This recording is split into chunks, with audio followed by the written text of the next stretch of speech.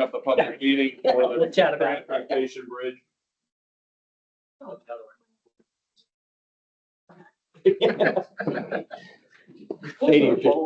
Sadie's just practicing.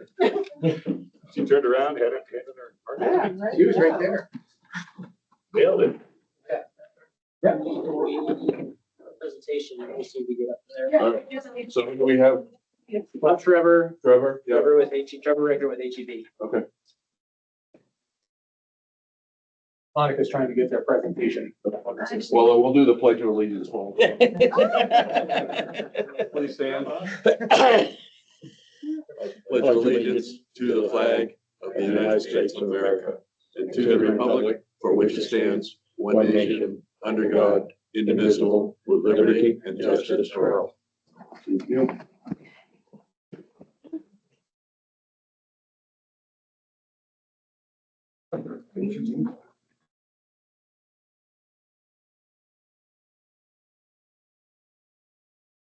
Yes. Space. I think I have one more.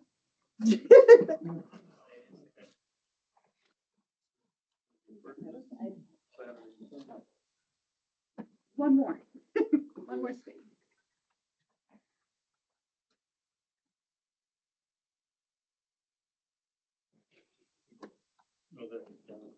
Up on it.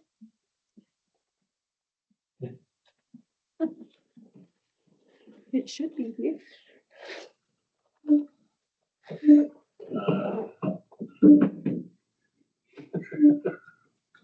See how good she is at pushing buttons. Yeah. Hopefully it's all the right buttons. You guys got a new screen. We're still learning. Thinking about taking paper and taping it up there. You can see it.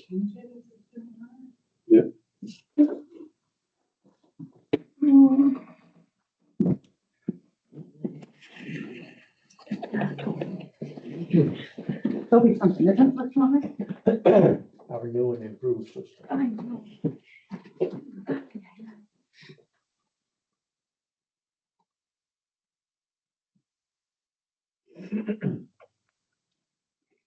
Yeah, something.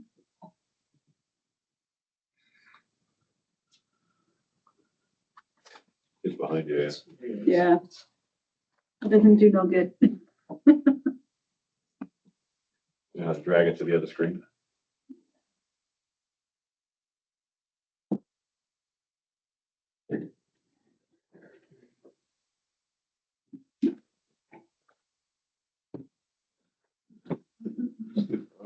Yeah, I was gonna say for you guys.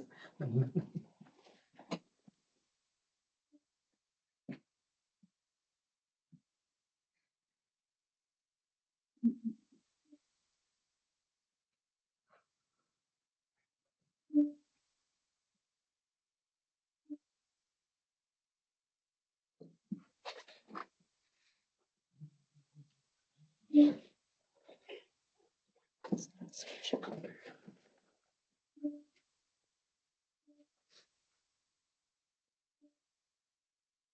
always have to bring a paper copy to them. This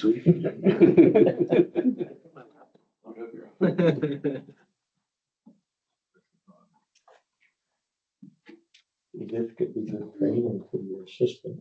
I think we only had one public here, or two.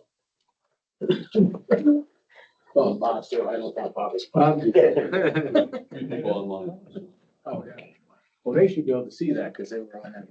Yeah, they can see it. Move everyone to the front. Yeah, all right. Well, I can turn the screen. This way.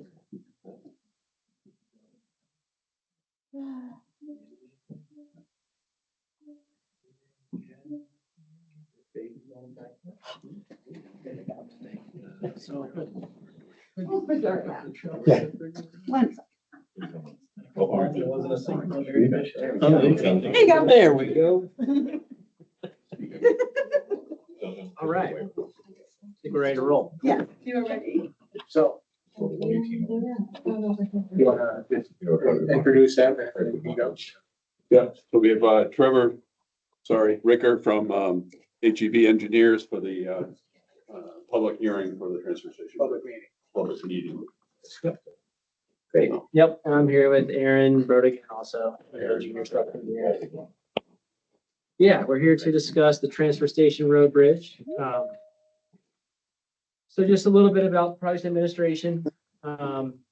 NHDOT administers the project. Whereas the town is managing the project. So basically the town is in charge, is making the decisions and ultimately the owner of this project. DOT administers it, and then Federal Highway provides funding, 80% in this case of both design and construction. Today we're here just to provide a general overview of the project and receive more public input regarding the proposed alternatives. So we'll have some alternatives that we've developed for bridge replacement, and we'll discuss those in a bit here. This is a funding requirement of the federal highway funding, and we also held a public input session back in October to gather some initial input, with tonight's meeting being the next step in the federally regulated process.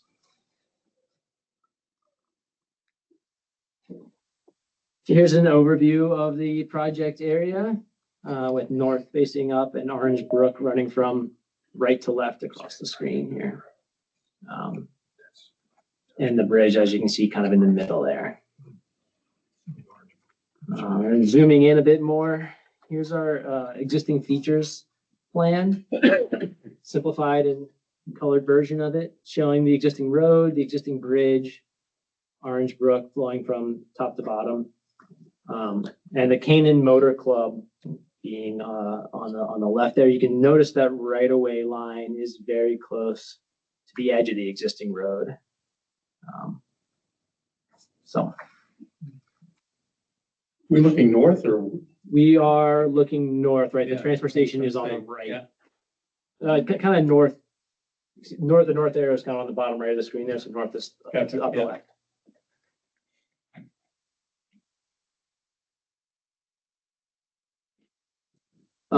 Some of the existing conditions about the bridge: it was built in 1980 and consists of 4 precast concrete box culverts stacked up next to each other, which creates an overall bridge length of approximately 40 feet, although it's segmented, which leads to catching some debris, as you'll see here in a second. The bridge width is 16 feet, and DOT, which inspects the bridge every 2 years, rates the bridge at 5 across the board, which is fair. It's in okay condition, but not great either.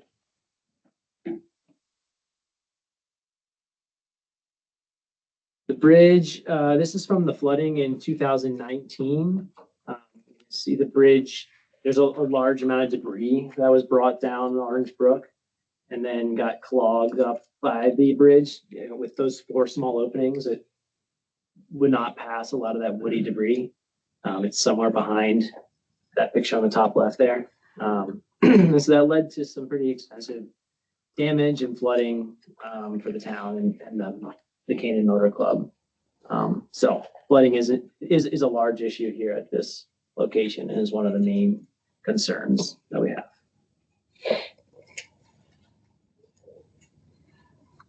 Here's some photos of the existing conditions. You can see the condition of the pavement here. This is looking more or less east towards the transfer station, standing on the bridge. And then looking back the other direction, west towards the Canaan Motor Club and the entrance to the transfer station.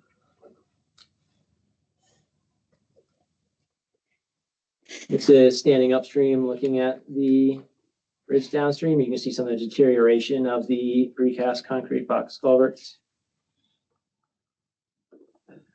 And just some more close-ups of the deterioration, some exposed reinforcing. You can see it's quite rusted and the concrete spalled off.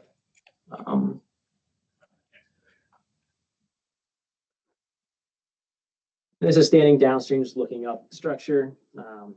Right in front of us at the bottom of the screen is the sewer force main. And my understanding is that is planned to be relocated before construction of this project. Hopefully, yeah. And so that was initially, that was a consideration as to where the new bridge would be replaced as well. And that can essentially be relocated to wherever makes the most sense for the bridge. You can see it's also just, as far as the stream goes, not, it's kind of a drop off out of the bridge. There's a bit of a scour pool and some riprap material that's been put into the stream. That's kind of a constriction and overall not ideal. And you can also see overhead wires are in the vicinity too. So as terms of the overall picture of the project, we're currently in the engineering study phase. We're gathering the existing conditions, developing and evaluating alternatives, and then the goal is to then select a preferred alternative, which will then be progressed through design, both preliminary design and final design, which each have their own steps involved with environmental documentation, permitting, right of way, and plans and cost estimates will be provided along the way. Then we'll move into bidding of the project, where we will publicly bid the project and award the contract to the lowest responsive bidder, and then construction will occur. And so each step of the way, you can see there's NHDOT oversight and review, and so that is a big part of this process for this project, is making sure all the different boxes are checked that need to happen. Yeah, it's 80% of their money. Exactly. So here's the current schedule and the current approved budget. So we started back in last spring, and here we are and are planning to finish the engineering study up in the next month or so. Then design and permitting will take us into fall of 2027, with bidding following that and construction for 2028. And the current programmed amount for it is about 1.6 million.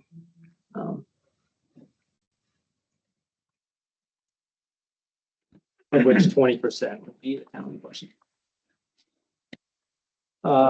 So early on, we developed a project purpose to, which is really the foundation of the project. It's the goal of the project, what the project is trying to accomplish, and it is part of the federally regulated process. So the project purpose is to provide a flood resilient crossing, as you saw with the flood history this bridge has, correct the structural deficiencies of the existing bridge, and to minimize the life cycle cost of the structure as well.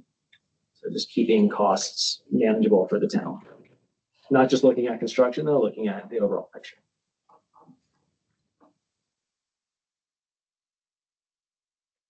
So as we developed alternatives, we investigated a number of different options, basically, in different categories. And so I'm just going to kind of quickly run through some of the things we looked at. This isn't an exhaustive list necessarily, but kind of give some insight as to how we got to where we ended up.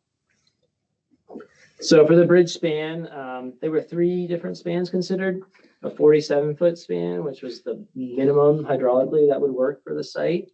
And this was dismissed as it doesn't meet some of the New Hampshire Department of Environmental design criteria.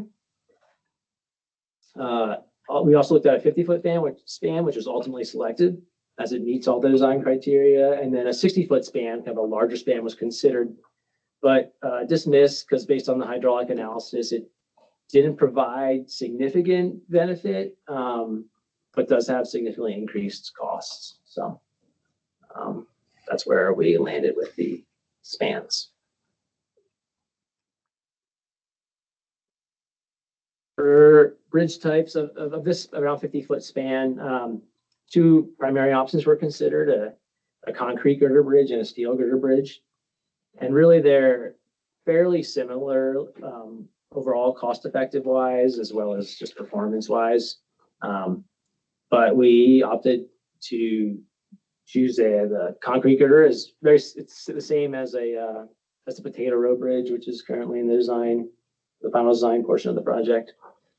So just having consistency across the town, we figured would be advantageous.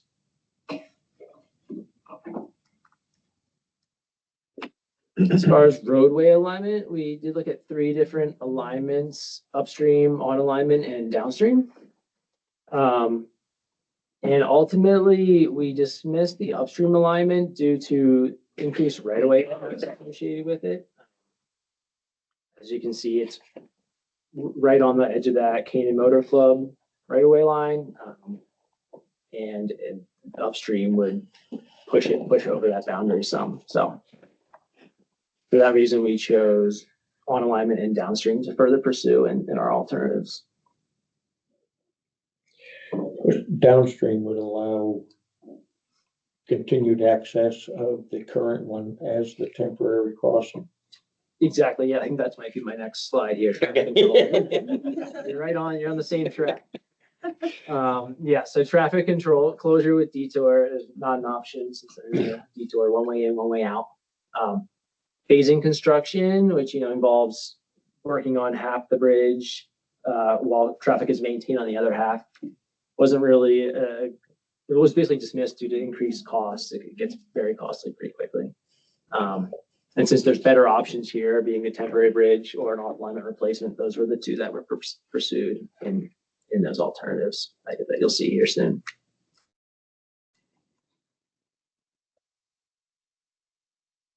Bridge width, 24 feet wide is kind of a standard width for local roads as far as the traveled width. So basically from the edge of rail edge of curb to edge of curb. However, since there is only one way in, one way out, we're recommending a 27-foot width to allow for phasing of future construction. So basically that allows maintaining traffic on the bridge in the future while you do significant preservation and rehab work to the bridge. So kind of that extra little bit of initial investment now will make the future costs much more manageable.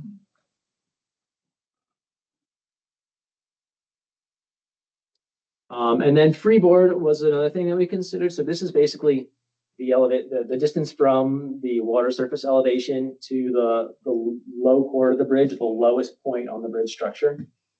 And so this is dictated by hydraulic design criteria from DES and DOT. So DOT design criteria says that the bridge must pass I believe it's the 2% storm with 1 foot of freeboard, and DES says that it must pass the 100-year storm event, or the 1%. AEP stands for annual exceedance probability. So basically a 1% storm means it's probability-wise would happen once every 100 years. Doesn't always turn out that way, as we've seen lately, but that's the idea. In addition to just meeting those design criteria, because of the flood history here, and particularly the woody debris, we're considering additional freeboard as an option here. And so those will both be evaluated in the alternatives to come as different options.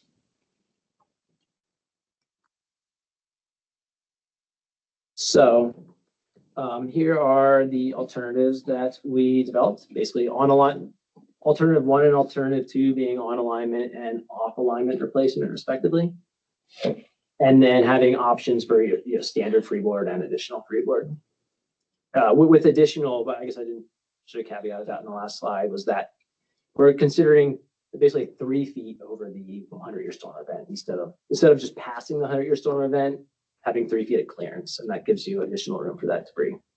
Your off alignment just with your elevation drops will make that freeboard easier to come by without exaggerating your finished grade of the profile. Right, yeah, we've kind of taken that into account in our profile design, but yes. Hey, Trevor, just looking at how close the sewer line is and the wings of the abutments, are they affecting that as well? In that either of those current design, those options? Yeah, both of these were placed basically assuming that the sewer main would be moved by the, like that, we would let you know where we want the sewer main to go and that it would be moved before it's got around to construction in 2028. But also be deeper. You can see that can be directional board drop, because it's force main. So that So- can be directional board and down.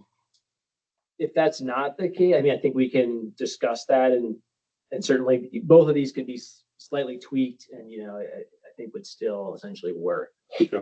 But that was the assumption we had going in. Got it. So these, just also to note some typical characteristics that we've partially already gone over, but want to just mention is that, yeah, they all, both have 50-foot clear spans, concrete girder superstructure, 27-foot width.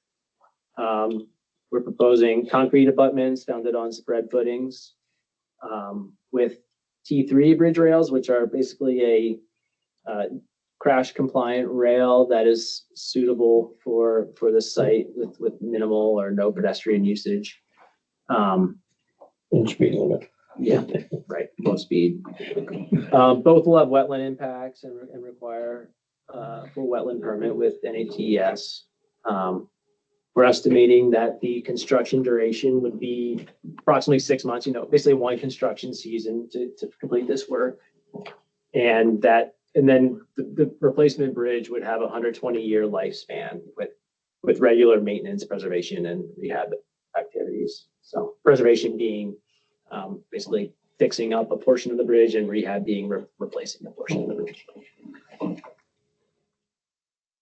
We kind of then just zooming in on some of those alternatives and talking about some costs. For on alignment replacement, you can see what we've drafted here. You'd have the temporary bridge routing to the downstream of the proposed bridge. And so basically they would put that in first, then remove the old bridge and install the new bridge and then remove the temporary bridge. So for the costs, you know, aren't extremely different, but you can see right around $3 million for the additional freeboard and then slightly less for if you're lowering the bridge by 3 feet, just having the standard clearances. And then the town's portion of that being 20%. So $600,000 or just south of that. As far as noting that there are some right-of-way impacts we would anticipate on the north side of the project there, kind of highlighted in red for the Canaan Motor Club. And this is all again on alignment. So just shifting that slightly, and then here we have the off alignment downstream option. And so we're showing, based on our estimates, this would be slightly cheaper than the on alignment, which basically comes from you don't need a temporary bridge. And then you don't need to maintain traffic in a one-lane fashion across that temporary bridge, because the temporary bridge would plan to be one lane with alternating traffic, at least as we've proposed it here. So there is some additional roadway reconstruction involved with this off alignment option, so that's what evens out the cost some, but it's still about $100,000 less of total project cost, or $20,000, 20% of that for the town. So, but it's kind of summarizing all that here. I know it's kind of just a big table, but you can see it, you know, on alignment, off alignment are really in the same ballpark, cost wise, and standard and additional freeboard. It's a bit more money for the higher bridge, but potentially worth it for that extra consideration for debris.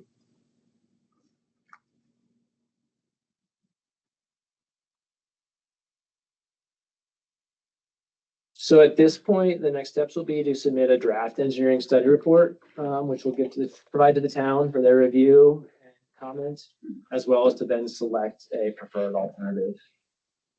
And then once that's complete, we will send the report along to NHDOT for their review and approval, and then moving forward with design.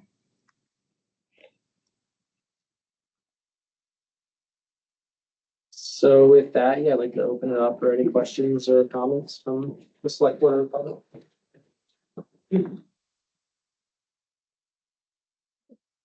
I just looked at the downstream, what we talked about, the best selection when we start looking at, we've already got a temporary bridge in place at that point. Won't change traffic flow because it's one lane now. Right. And I think you can gain that, keeping out finished grade about the same at the bridge, you're gonna gain at least a foot of freeboard, if not two, going that route. Ellie, you had a question? Yeah, is it gonna still be one lane wide or is it gonna be two lanes wide? The, sorry, the new bridge or Yeah, the the, new one. Well, I mean, the road isn't really two lane wide either. So I was just curious because it looked bigger on the map.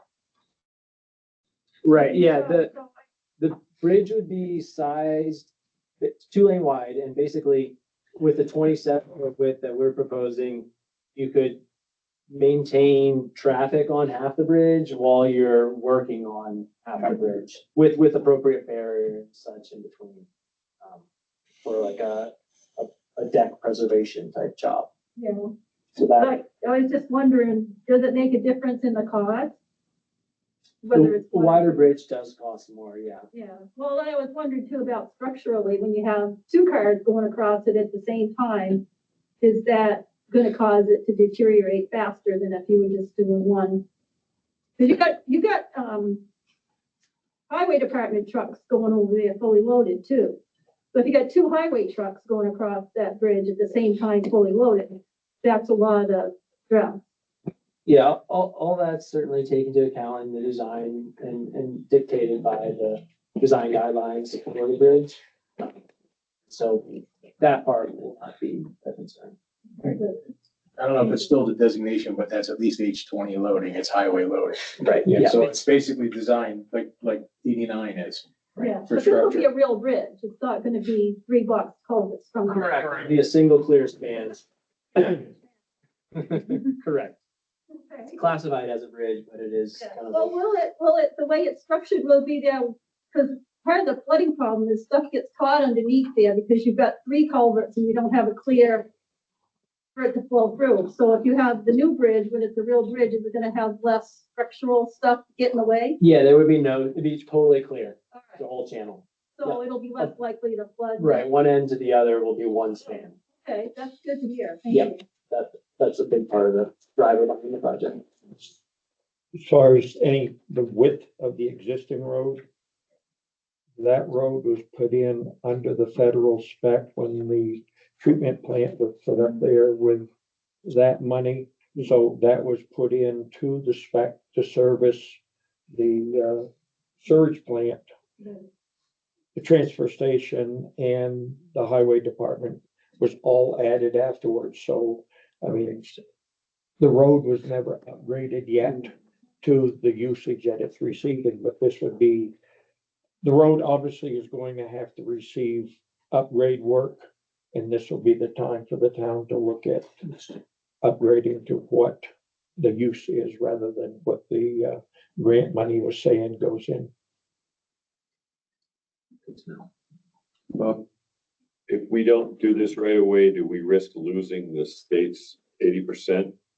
Because we kind of got Mhm. 2 bridges already, one in process and one that has to be in process. This is like the least of 3. And I don't know if we can afford to do all 3 in the same cycle. We're planning for all 3 and, for a while. I mean, it's been on the all 3 have been on the docket with HB and DOT for quite a while. And we've already delayed a couple and we've seen what happens when we delay. We have 2 bridges that were closed and we had to scramble to get them. One of them open, we still figured to get the second one open, so. Yeah, I'm aware of that. I'm just trying to figure out how do we got to pay for all 3 of them at the exact same tax cycle. This is the only one under the 80-20 program. Gristmill and Potato Road. Other than the engineering fees that we have already paid, at this point in time, we're 100% funded through state and federal money. So this is the only project that we are under a 20%. The others we're all set on, we've already paid.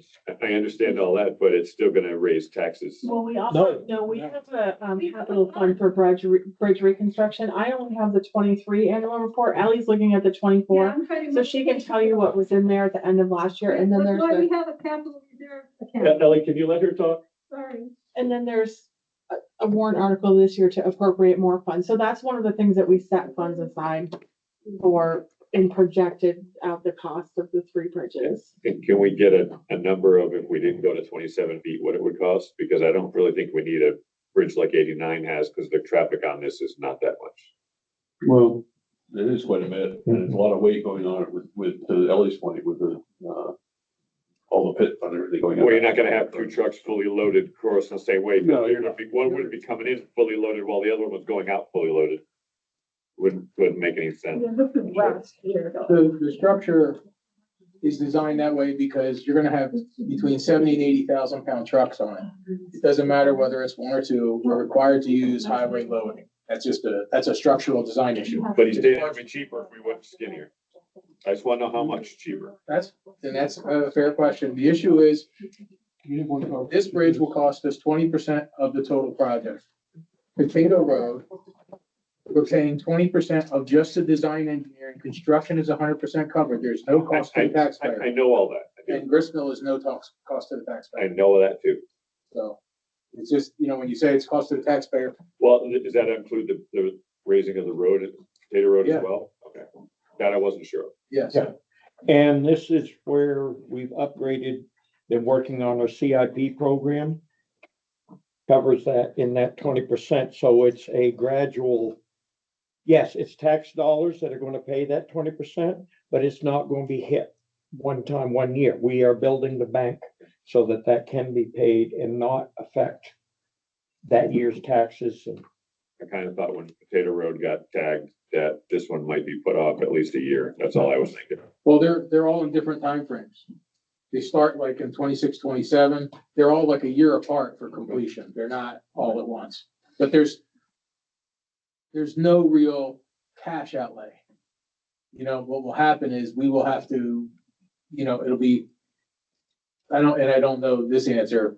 I don't know if it's directly funded, like we submit the bills to DOT, or if we pay and then reimburse. That would be the extent of our involvement. For the construction where federal funds are paying for the road, it is a 100% reimbursement. It's always a reimbursement. Okay. So in that regard, the town does have to think about cash flow. And I know that HEB has worked with every community on that. You're gonna sign a contract for a $3 million bridge. And over the year, you'll be paying them 3 million. Right. You'll get all that 3 million back, but you have to pay it. So that's the Right, cap. so it becomes like a. same as we just did with the engineering fees on Potato Road. So will we have to do it with a loan that pays interest? Well, it depends on how our undesignated fund balance is at the time. And do we have the 576K or whatever it was that was up there? Do we have that now? Or is that something that's, We're building on, I do believe still. so like, for instance, if the warrant article got voted down, we have to pay for it with tax money instead? Well, we don't have that much in there now. I'm sorry, Ellie, what was the amount? Can you say that? I don't know, It should be around, One, that's there now, but I don't. it should be about $104,000 today. We're supposed to put 60 something in this year. oh, I thought it was Should be The more. fire than truck won't be higher. 60. No, but bridge fund should be higher than that. So I'm just going by what we put in recently, so it could be off a little bit. The reality is, we're going to ultimately have to pay our match. But we're talking about peanuts for what we're getting, and these funds are not gonna last forever. I opened with that. Yeah. If we put this off, are we gonna lose that? And if we are, I fully agree we have to go now. I'm just saying, if we have to put up a warrant article and raise taxes to put that money into this account that we're not gonna have to pay for, we pay for it to put it in the account, so we do have to pay for it at some Well, point in time. All of it comes back. So the issue is, the only thing we have, that's the only bridge we're gonna put any significant money into, particularly, because we're gonna have to come up with 600 grand in 4 years. And that's what I'm asking about. I'm not asking about the Well, other and two. we're- I'm asking about this one, because this is what the meeting is about. What we're gonna be putting the fund, the goal is we're moving forward. This is a new estimate. We were working on 1.6 million right? Because that was what the original estimate was. It now became 3. We're gonna have to revamp our plan. Yeah, Okay, so and we're putting money in to take care of that. Yeah. With taxes, now, well, that's where it comes from. at the end of the day, your match has to come, but you're talking about, at this point, cumulatively, with that price, we're $12.5 million worth of bridges we're gonna spend in the $800,000 range for. And we gotta get them. It's not an option. I'm not disputing the fact that when the state's gonna pay that much, that we have to take advantage of it. I Mhm. just wanted to know if we have to do it sooner, or can we do it later? That was my Given first that it's question. 28, Question still stands. given that it's a 28 thing, we're already out a couple of years before it even goes to construction. I don't think you would say, oh, we're gonna hold off for a year. I don't think I think that puts it at risk. I'm guessing, but. Yeah, we don't, right now we have the project scheduled, Tony Punta from the DOT. We have the project scheduled for advertisement in May of 28. What that means is that in the year of 28, May, September, January, you're more than welcome to advertise the project. We sign an agreement with the municipality, and they say that we will come up with the 20%. We never ask you if it's in the bank. We never look to see if it's, we trust the municipality. If you have difficulty getting funds and you say, we need this warrant article to get an estimated whatever more, we can move it out a year or two. We could possibly even, depending upon the situation with other bridges and other municipalities, move it up a year. We have no problem moving it. These funds do not expire. There are some funds, other projects, other pots of money, earmarks, whatever you want to call them, that have to go at a certain time. We're all set with this. My, my background and experience, I'm saying we need to proceed with this. If you look at that bridge, your wheel track, when you're headed towards the transfer, on the downstream side of that, you have very significant alligator cracking. That's the chunks of pavement in there. What causes that, I haven't crawled underneath to look or anything, but one of the biggest causes of that, where that is a segmented box culvert with past flood damage, you start getting separation of those segments of the box culvert, allowing water to get in. It compromises that surface for strength. And I think that we can't afford, once again, we can't afford to keep putting this stuff back. We've got to move forward with it, or we're only going to have 3/4 of that bridge usable, those box culverts. One question, comment I have, I know that it's currently an isolated area with only this bridge. We're working on actually another project with HEB Milton. There is a isolated community, but it has a class 6 road that we are able to provide funds for to upgrade that class 6 road. And then you have the bridge all to yourself.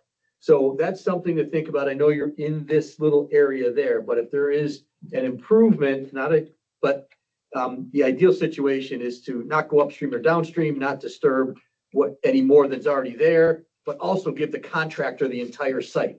So that can happen in another peripheral way. I don't know the area. I know the area. I don't know that specific. See, we're also in a situation right here. The transfer station, there are alternatives.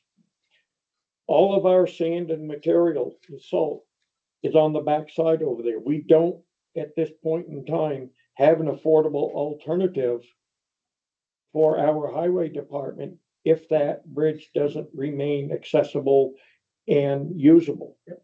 So, I mean, we've got two, one closed, one temporary, because this stuff's been kicked down the road. And I can tell you from my experience, it's not going to get any cheaper to do it. Ellie, are you set? You want to? No, I know, since Sadie knows, and you don't want to let me talk, and you don't want. No, there was people ahead of you, Ellie. Nobody's not letting you I talk. just asked you to wait till we finish the conversation we were in. Talk to me, then I think that's her privilege. So Ellie, thank you, wrote down these numbers. So the report at the end of 24 said that there's approximately 150,000 in the capital reserve for bridge reconstruction. 25, the article passed for 53,000. So we should have 203,000 in there. There was no spending in 25. And then the warrant article this year, I think it's around 60, it's 60 something if it Yeah. passes. And then she has an additional question is, can we use the highway road capital reserve? And so I think that's a valid question for some of the road reconstruction that needs to happen in conjunction with this. Can that fund? It can't be used for the match, but it can be used for the road. I think that was her question. She needs, Then that feedback to me, that's a new road. so I don't know how much is in that. If I remember, we had, I believe it was around 28. I was just looking that up before and I forgot what I was looking because we were talking. While he's looking it up, Phil, you had something? I was just gonna say the same thing. I wouldn't push it down the road because of the highway department and the transfer station. Well, and the And the sewer. Yeah. sewer department is up there too. And So right now, the capital plan shows transfer station road being reconstructed in 2029, which would be after the construction season that this bridge is built. So we actually planned it for following the bridge construction, Which, because you don't want to drive the trucks on a new road. no, but I mean that your elevations will be set, you know what to work to. And I guess one thing that I meant to mention and just realized now I didn't, was that this is really just looking at bridge and raising the road in that vicinity for the additional freeboard and such. The road does still flood closer to the transfer station. It kind of creates a spillway over the road. Yes, And so that would not be addressed in the scope of this project. So Well, maybe considered. well, part of your road it should be reconstruction. addressed with the free board and clear span. Well, it will, and like I said, the bridge will no longer overtop, but Yeah. the road is lower further down. It's kind of a wide floodplain here. And so it, closer to the actual transfer station, the road as currently designed would still overtop unless the whole road for like 1,000 Yeah, feet. I have only seen that over top when debris is plugging the box culverts. That's why I say when you get that clear span Mhm. and you add freeboard, so reduce that debris, you've reduced greatly that. But if you get up to that freeboard, what he's saying, if you get up to that freeboard. Yeah, it's still gonna going to go, over the yes. Right, yeah, right. Yeah, it's a Our pressure hydraulic release. modeling, I guess, is what I'm Yeah. saying, shows that it will, if you have that huge 100-year storm event, it'll pass under the bridge, debris will all pass, but there will be some flooding over the road close to the transfer station. Yeah, and the question is, do you want to allow that for a pressure release from the Right. bridge? Previously, I think there was some consideration that, yes, they Yeah. did, but that was 4 or 5 years ago, so. well, I mean, the issue becomes Administration. fixing that is kind of a potato road thing where now if we're gonna raise the road, we gotta put in spillway. Yeah, Right, So right, the- exactly. So it's kind of Happy- opens a can of worms. Yeah. But to go back to the comment about peripheral projects, one of the things that just came to my mind was part of this construction is having to relocate that sewer. Is that technically, or could that be part of this project? I mean, the fact is, it's getting it out of the way of the bridge. It's tough to say because is it the chicken or the egg? Are you moving it there if you already have in your plans? Now, one thing that's possible is, and you have to weigh this, is some of this peripheral road work that you have and the sewer can be included from a construction contract point of view. Now, it may not be reimbursable, we may not pay for it, but you may get better bang for your buck.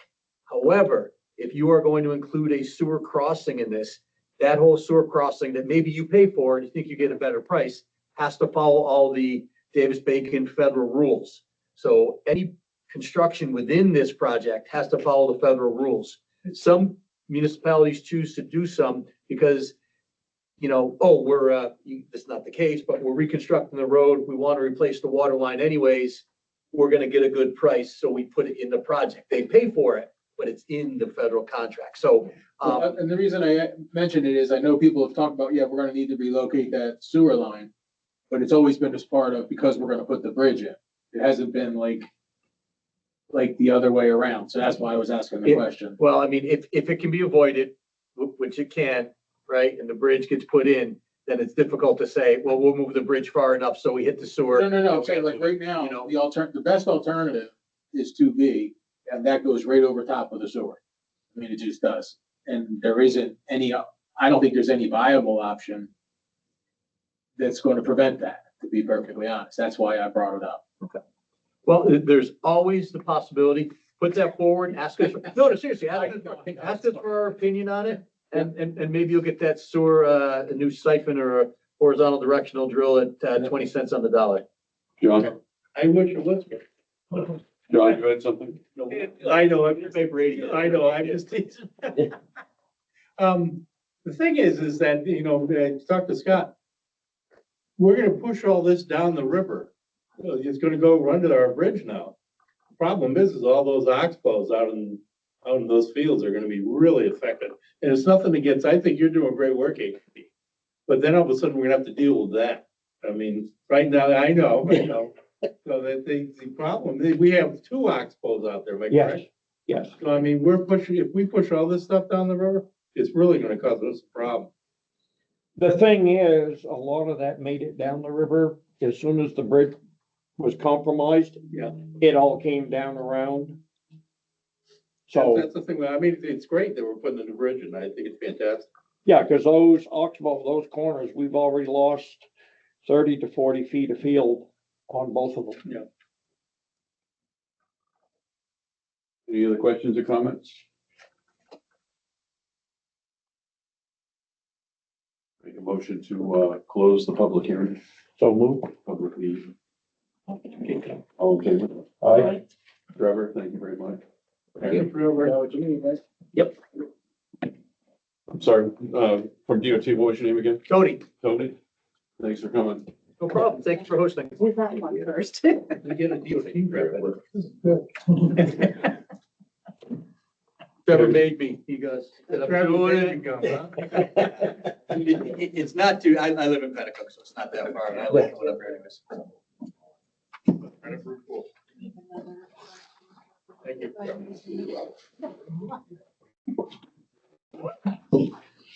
We have,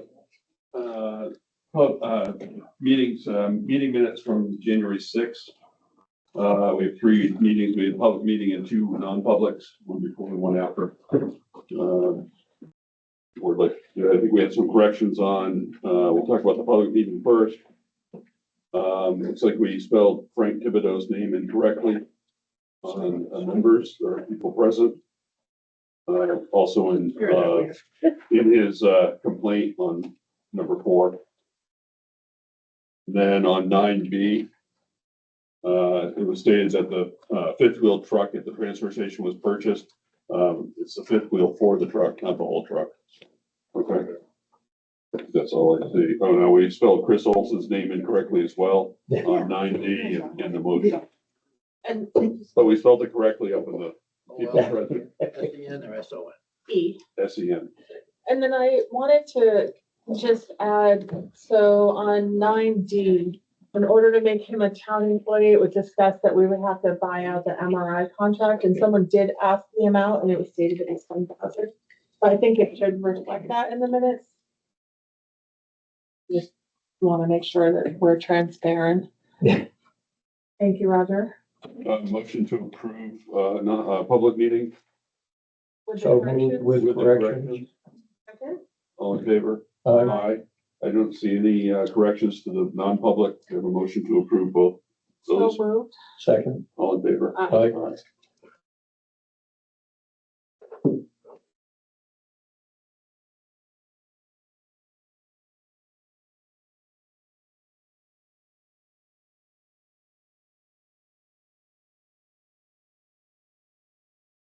We have.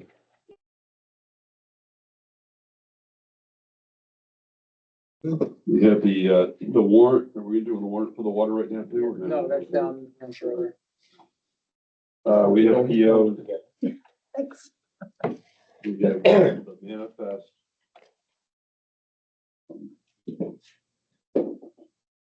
112. We have a timber tax. Nope, sorry, a tax credit for disability. The recommendation from the assessor is a denial because the person hasn't been a New Hampshire resident or has only been a resident for 1 year. Do we sign that if it's still a denial? Yes, Okay. 'Cause that was what the, because he's recommended denial, so you're signing on the denial.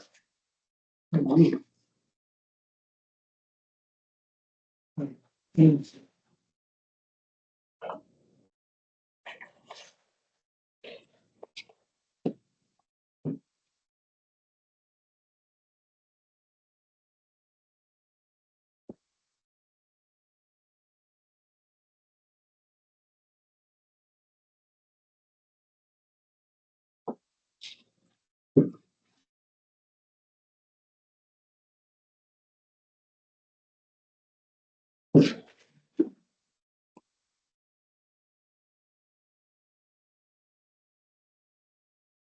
have a current use application made by Mary Lane for map 4, lot 32, to add 9.5 acres to additional acres to her current use. The property was surveyed. It was discovered that there was a 9.5 acre additional acres on the property. The application is correctly there.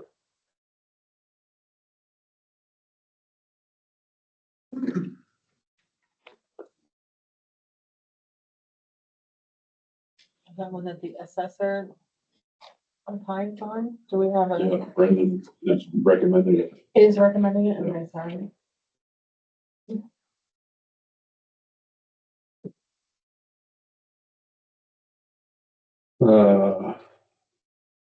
We have, a PO for a bunch of parts for one of the highway trucks.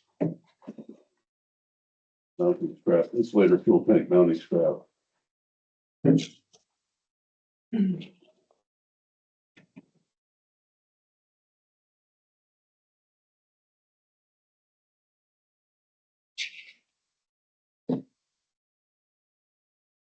Well, highway bills here.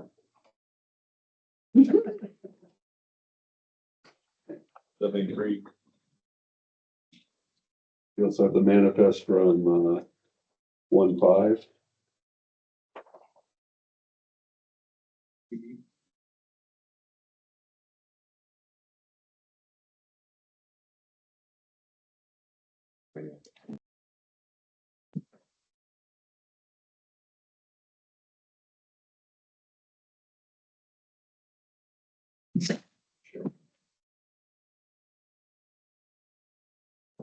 Carol Burnett.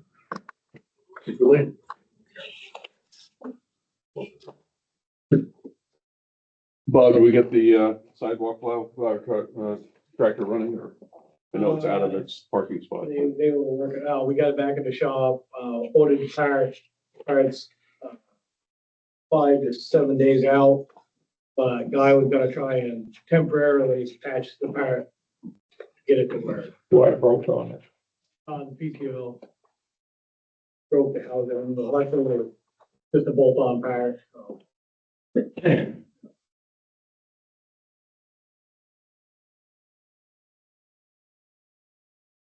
Also got the manifest from 12/29.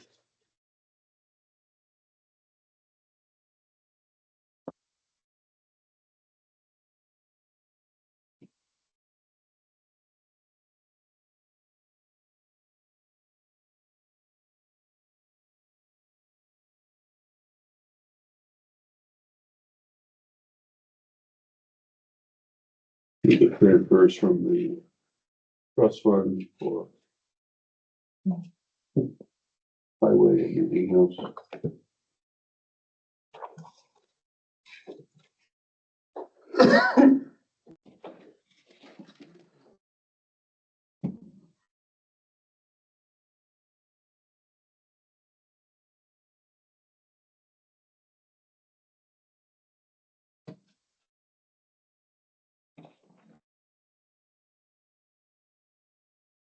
That Amazon purchases or can count as capital? Totaling like $400, those are capital expenses? See what it is. Or, no, I saw the dollar amount. I just, It says it to outfit the highway truck, the truck would be capital, but It's true. No, it'd probably be the new pickup The and. new pickup, Yeah, so we're we'd like attaching it to to the purchase of have- the pickup, have it's it part of like- the total project then. We buy the truck, we get it all outfitted, it's all part of the purchase. That's all gonna be come from the purchase price of it. It's part of the upfit. Yeah. Just like buying a cruiser with its upfit. I mean, is it something that's permanently attached Yes, well, combined permanently, both, yeah, it's lights and, can't remember what I think it was a headache rack or something in there, yeah. Okay. Yeah.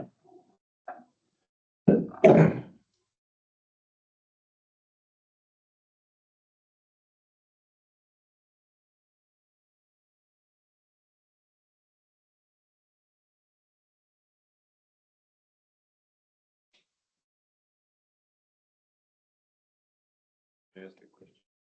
What Katie just asked, which spurred me on. So when you say it's part of the cost, and we use arbitrary numbers.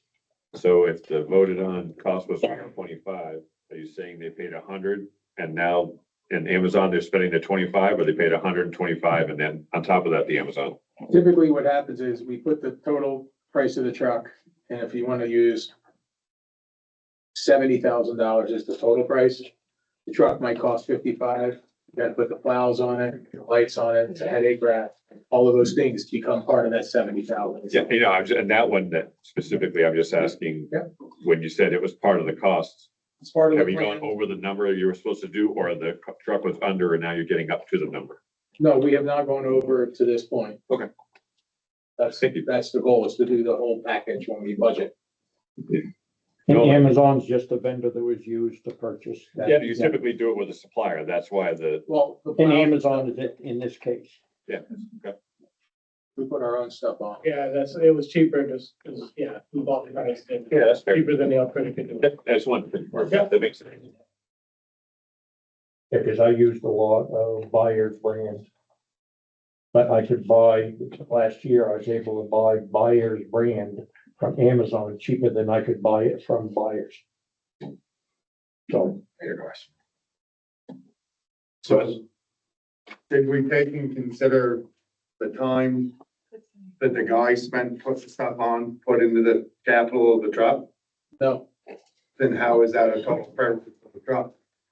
Because if we are paying our mechanics or whatever to put the stuff on the truck, then that time could be put toward the total purchase of the truck, because if you don't, then you're actually spending more money on the truck than what you told the voters you're spending. that, Go on what he's saying. that all depends, Wesley, on if you order that truck with all of that stuff installed.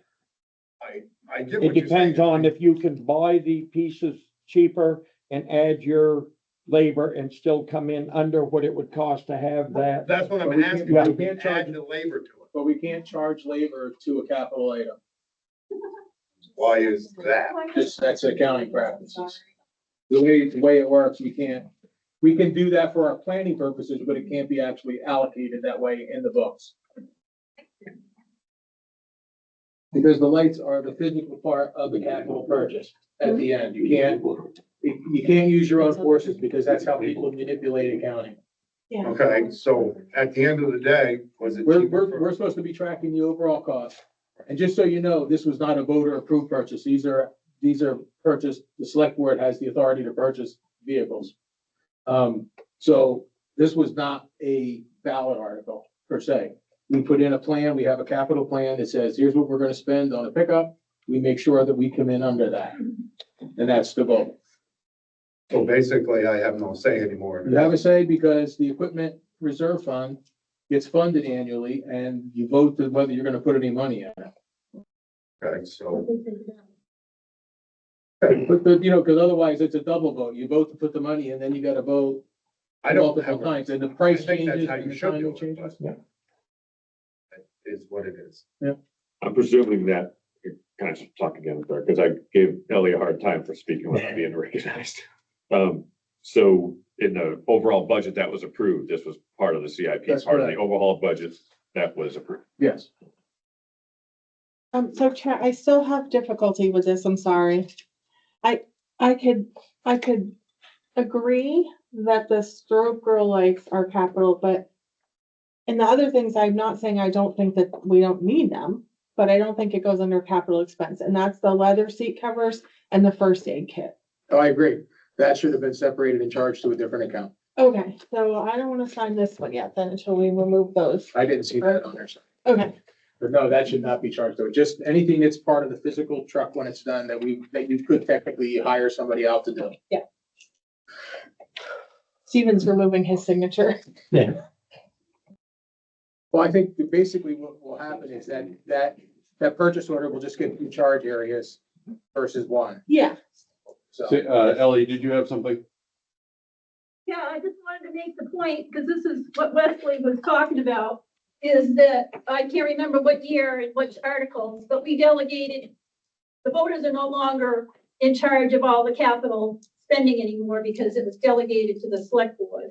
In certain trusts, in certain Well, funds, the highway, that one that he was just talking about. right, and police, because we were able to add equipment and some of the very expensive equipment that's gotten outrageous that needs annual repairs or annual, semi-annual, so. And one of the other big issues is you can't get anything in the same year you're ordering it anymore. Prices change, bidding changes. It's all over the map. You have to be able to be a little bit fluid because like right now, if we order a dump truck, we're looking at 27 or 28 before we see it.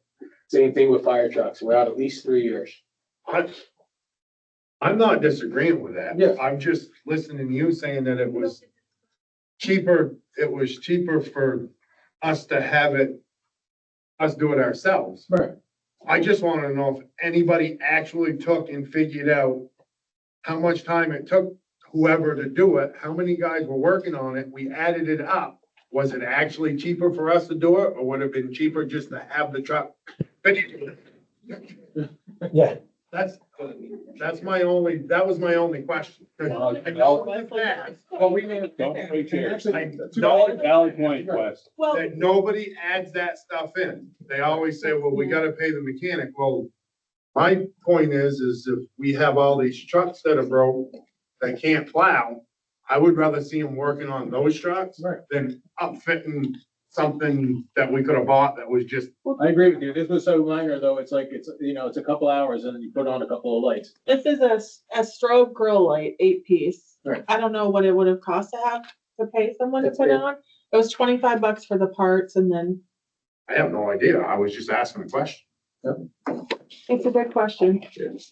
No, our intent is to cover, I'm always about making sure we cover all the different possible costs. Do we look at that particular one for a $25 part for somebody spending an hour or two putting out? No.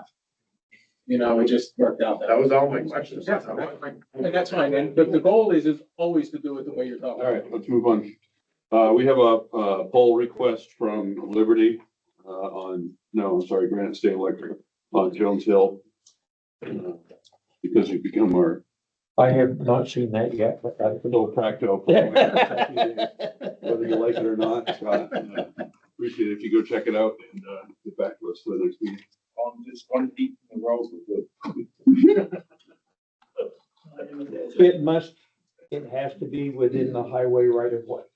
We also have a, cemetery plot that was sold for $250 and, sign that off. These. All.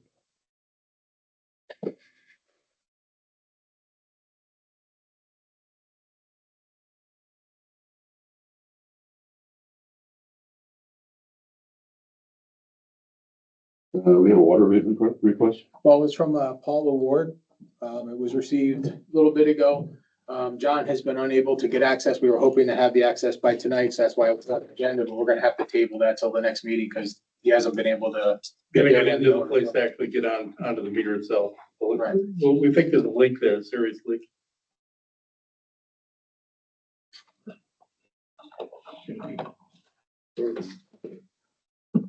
So 2 weeks. Yeah, 2 weeks. If I have to find them, that's the thing. They're at odd hours and odd days. Update on the transfer station. Well, we have, found the truck that we can use in the short term. Forgot it. Art.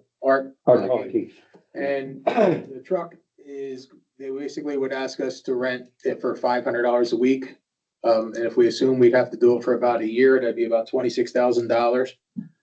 Subsequently, we found out that he had the truck for sale for somebody who made an offer and then it went away. And basically for $25,000, we can acquire it for the same amount we would be able to rent it. And also allow us to put it under our plates and get it registered and things of that nature, which affords us other benefits. If we just rent it, is he responsible for repairs? Yes, but then it changes all the Well, that rules. We depends now on have to the meet, rules. like, technically municipalities are exempt from CDL physicals. But if it's in his name, we are not to have our drivers drive it. So it complicates things. Plus it hasn't, the registration is run out. It will be a much simpler process and we're gonna spend the same amount of money. Even if we only use it for 6 months, we're gonna be able to sell it for almost what we pay for it. And then, and walk away in a better situation. So this is a temporary fix, but I don't agree with the fact that municipalities are, You don't have to agree with it, but it's a fact. yeah, but I don't like it. I don't either. It's not right, but, But I did check truck prices. The closest one I found to this truck, which is 3 years older, was $2,000, less than $2,000 cheaper. So the price, the $25,000 price tag is a very marketable price for that truck. That truck used to pull this trailer. It only needs one fitting changed because he had to change one to haul his dump trailer. But it already has the wet line system. It's already pulled this trailer. And I mean, the truck is already set up for it. It's within the marketable price. And it actually comes out for us to purchase would be $1,000 less than we would pay in 12 months to lease it. and Guy has looked at it. He currently has it in their possession. Working. Do we have to the go cash through flow it. to do that? yes, At 25,000? well, Close to technically, $500 a week? you can do it with the equipment reserve fund. And then we would be able to reverse it if we sold it, if you want to do that. Or we could do it, and we have the cash flow to do it too. Leslie has a question or a comment, I'm not sure. Well, I have a question. Do we know that it's road legal? How much money are we gonna have to put into it to make it road legal? That's why we currently have it in the shop and Guy has been through it. Guys looked it all over, we checked the brakes, checked all that, and it needed rear fender bracket, needed welding, it was a small hole in the exhaust, in the elbow. Which we're gonna pad, we haven't done none of this Right. yet, because, Yes. right, yeah. I was just curious. Well, these small things tend to blow up into big things when you open up and look at too. So Yeah, it's a valid well, these point. are all pretty external things that we've seen. Yeah. And you drove it. I did, yeah. Yeah, it went better than I expected. For sure, yep. But did you have high expectations or very low? He had low expectations. I can answer that question for him. Yeah, I would say it's leaps and bounds above the Freightliner we have, for sure. Well, that currently is not too difficult. Right, well, even. Well, the only like reason I said, this- Last time I drove the Freightliner. Yeah, the only reason this truck isn't currently registered or inspected because he had no driver for it. He leased the trailer that was hooked to it Mhm. and he had a buyer for package deal and the guy just never showed up. And what was the cost estimate to fix the one that we had? It was more than the. cost of 28. Purchase this one. That was, yeah, that was before we even got into, like, the whole frame had to be rebuilt. It's way more money than doing this. This is cheap. This is a cheaper option. And like I said, even if you use it 6 months, you're gonna be able to resell it without any major, And the Wow. existing one we have can be sold. to yes, we're re- expecting, basically, we've been offered to buy the existing truck, and he said, well, will you sell it to me for what you bought it for? And we paid $7,500 for it, although we had put a bunch of work into it after that. Just, reality is, we're going to move forward with getting rid of that one too. What's the estimated cost to register and put it on our insurance? I don't know the answer to We that. haven't gone that far. Well, we don't pay for registration. I mean, it's- Registration be permanent plate. And actually, we're gonna look at transferring the plate from the Freightliner over. The other thing is, Sadie, is like, we're in such a time crunch, cause like, I'm getting where, like, we have no way to get rid of this trash. It's like Fred can't haul it anymore, the trailer, it's like, and I get it, he's been doing it, helping the Val, but like you said, he's got a big job going in Burlington. He's like, I can haul you guys a trailer for $400 in a day, or I could make $1,400 a day up there, you know, so. It's like really coming down to crunch time, but we have to do something, you know. And I can tell Can't get you, the trailer moved. if we lease it and we have to do even just a commercial plate on it, you're looking at $1,200 to $1,400 registration fee. And we're gonna take the other truck off the insurance. Yeah. Yeah. And we're gonna offer it immediately. Yeah. All right, if Bob and Scott are in favor of it, I'm gonna move that we move forward with purchasing it. I'll second it. All in favor? Aye. Well, yeah, I mean, but they're actual truck drivers and they, I understand, Yeah. my Sorry. feelings are hurt.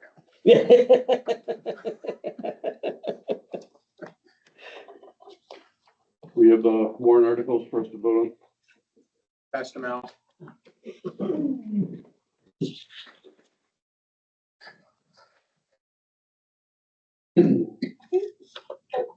I'm pretty sure that was my copy. Oh, no, it wasn't. That's yours. I'm sorry. I did write that by end. Oh, yep, that is mine.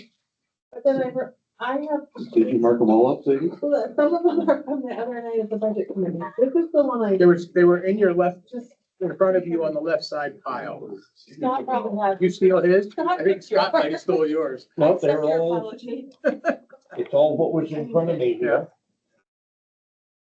So that can be your copy too.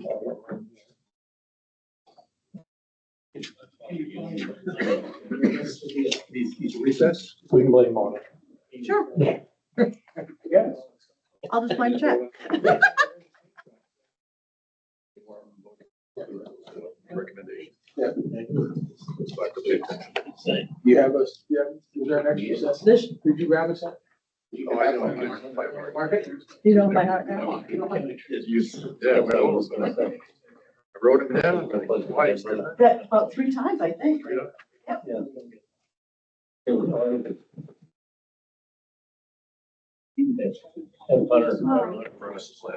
Well, you can have your own set.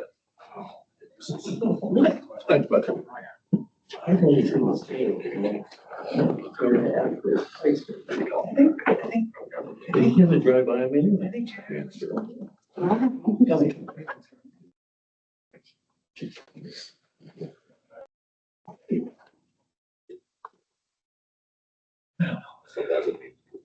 Thank you for using 2 pens. I've seen you in action.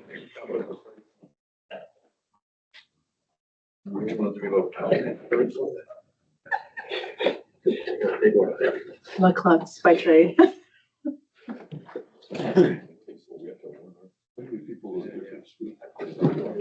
Feels real. Table that. All right, so we're voting, board's voting on the proposed warrant articles for 2026. Article 2, general fund appropriation. See, the town of Canaan will vote to raise and appropriate as the general operating budget, not including appropriations by special warrant articles and other appropriations. Voted separately, the amount set forth with the budget posted with a warrant or as amended by the vote for the first session, the first set forth therein totaling $6,376,757. Should this article be defeated, the default budget shall be $6,516,199 with certain adjustments required by previous action of the town or by law, or the governing body may hold one special meeting in accordance with RSA 40:13, 10 and 16 to take up the issue of a revised operating budget. The budget committee voted 7-1. That was the board wish. I'm voting yes. Yeah. Do we have a motion to vote on all of them? Do we have to have a motion to vote on all of them? I don't know. We typically. You have can a open, motion you can to- open a motion to review all of them, and then you do them all, and then you approve all of them at the same time, All right, but you didn't do that yet. So I'll move that we're gonna vote on this slate of proposed warrant articles. I'll second. all in favor? Aye. Aye. I'm voting yes. Yes. 3 yeses, no nos.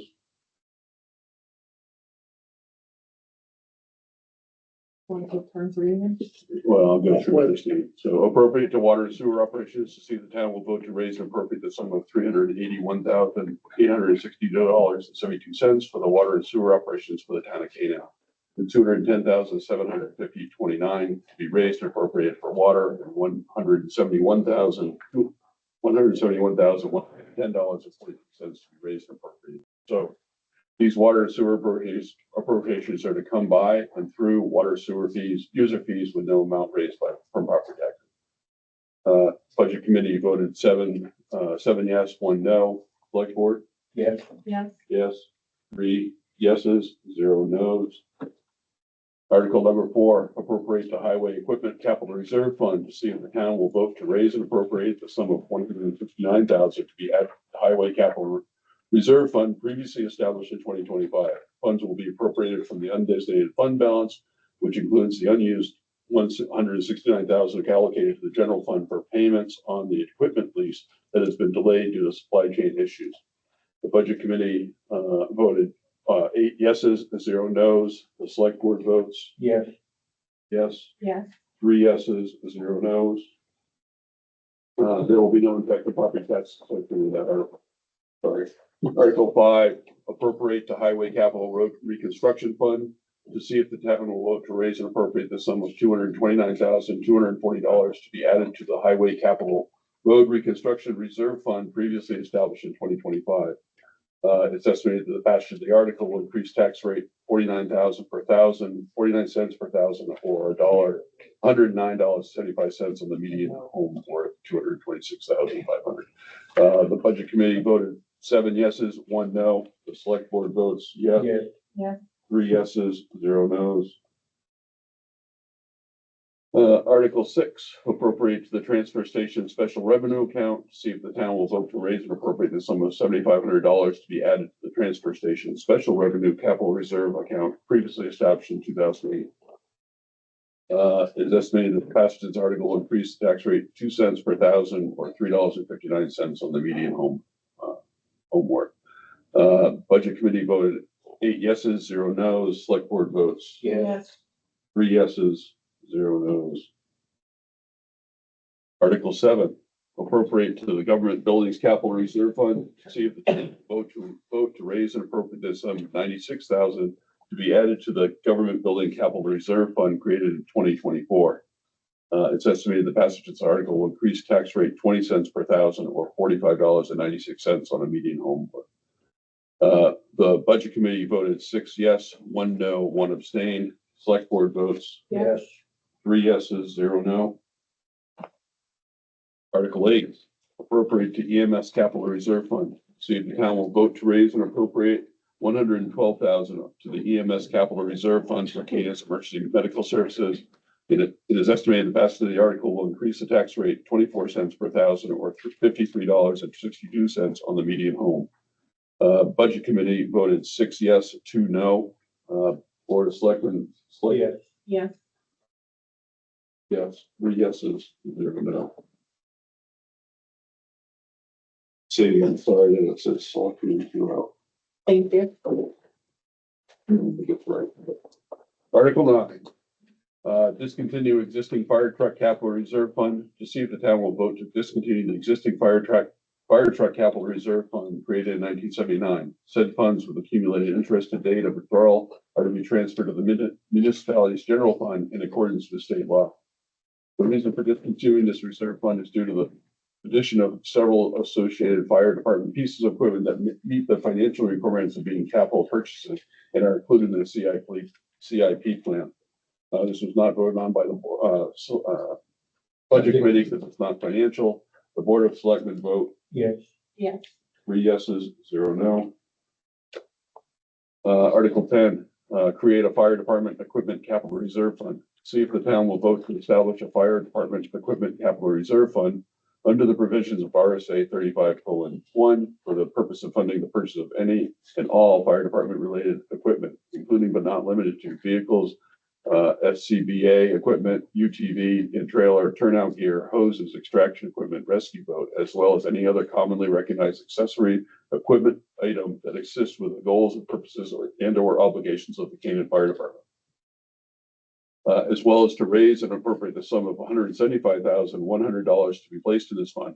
Further, to appoint and name the select board as agents to expend from said fund, except in the case where modifications to the vehicle makeup of the department will require approval by voters. It's estimated that passage of this article will increase the tax rate by 37 cents per thousand or $83.83 on the median home house. Budget committee voted yes, 7, no, 1. Board of Selectmen vote Yes. 3 yeses, 0 no.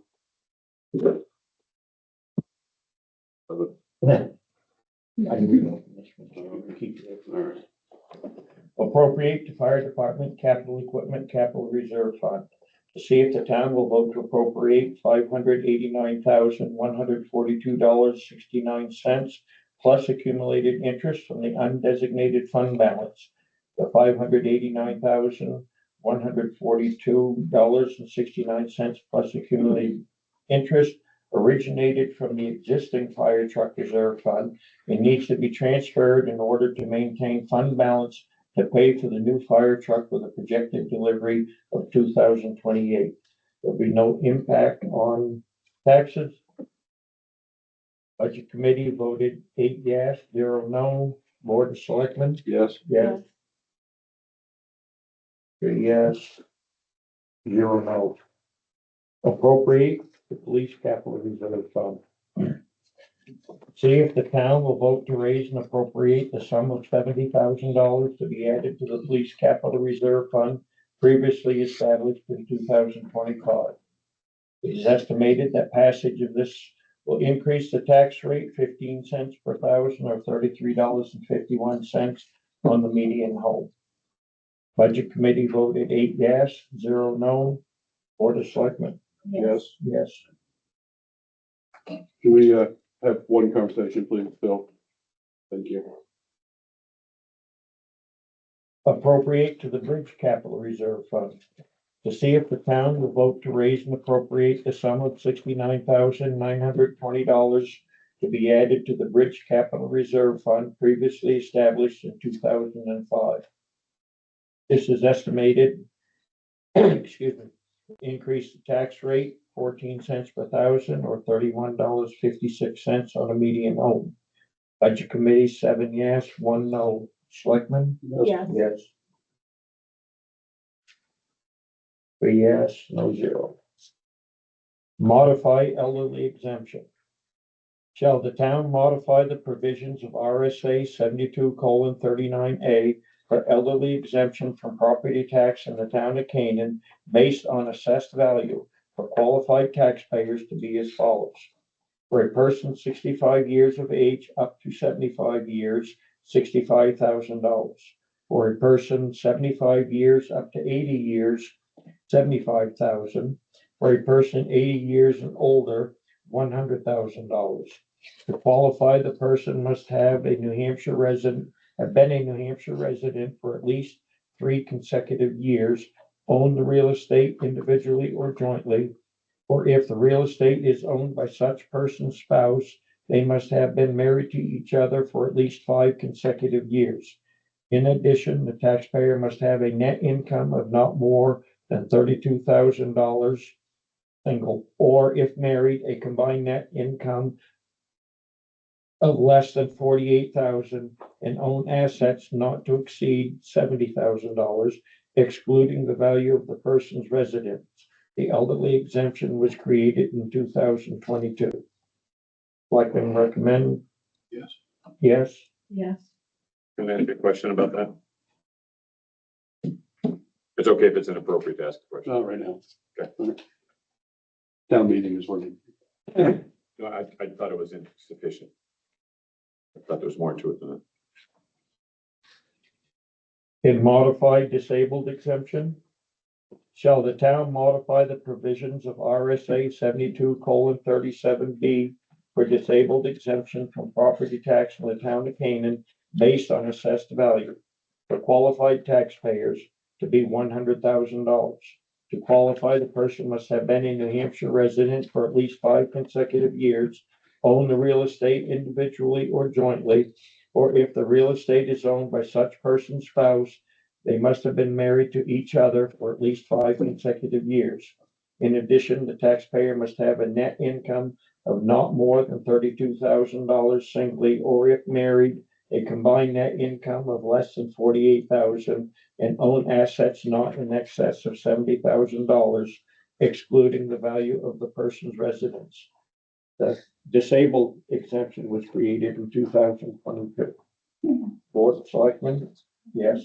Yes. Yes. But I do have a comment. So I believe that the sentence about them being created in 2022, I think is inaccurate, but I think that that was removed after the attorney reviewed, according to the second set of warrant articles that we received last What's the Thursday. 2022?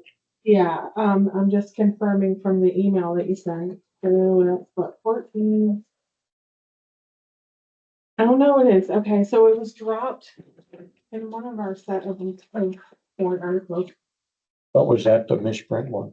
Well, no, the one exemption was created in 1990. The other three were in 2022, according to the DRA permanent record. Yeah, that's incorrect, but I mean, I just went off the DRA. we voted on it at Canaan Elementary School, so it was way before 22. But. Okay, But we have to list what the DRA gives us for. I guess. Unless they did a massive redo in 22 and then they consider that new. We don't have it. Yeah. They have their permanent record. All right, do you want me to read for a while? If that was your way of getting a chance to read, was to stop everything. All right, are we on Article 16? 16. Yeah. All right, modify veterans exemption. Shall the town modify the veterans tax credit in accordance with RSA 7228? From its current tax credit of $200 per year to $400. The veterans exemption was created in 2023. So select board, Yes. yes. Didn't you guys already do that? I was here, I was talking that you guys. Yeah, we found out afterward the fact, the West, that we had to actually run it through as a warrant article, the board, but didn't know. Okay, I was just curious. Yep. Article 17, modify disabled veterans exemption. Shall the town modify the provision RSA 7235 for an optional tax credit of $2,800 for a service-connected total disability on residential property? Excuse me, the disabled veterans exemption was established in 1990. Select board, yes. All right, 3-0. Add an animal control officer to see if the voters of Canaan will approve contracting for an animal control officer. And then the notes are, the position will be a part-time contracted position with the expected annual expense not to exceed $9,000. It is estimated that the passage of this article will increase the tax rate 2 cents per thousand or $4.30 on the median home worth $226,000. Budget committee did recommend yes, 7, 0 no's, and 1 abstention. No. No, I'm voting no. this article was by petition. For anybody who is.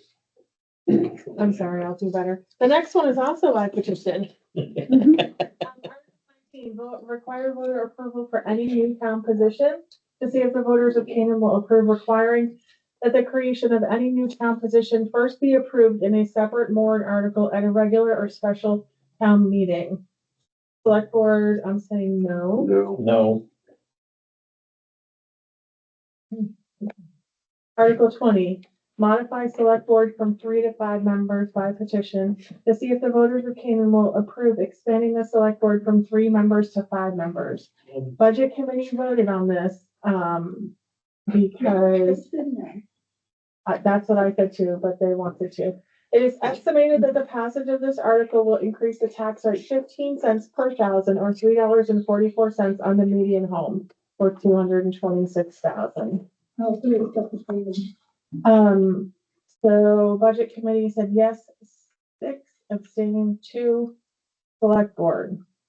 I'm gonna say yes. Yes, I'm gonna say yes, but I have reservations. I, I think it's gonna make it less efficient. Yes with reservations isn't one of the categories. When I put my own mark on. yeah.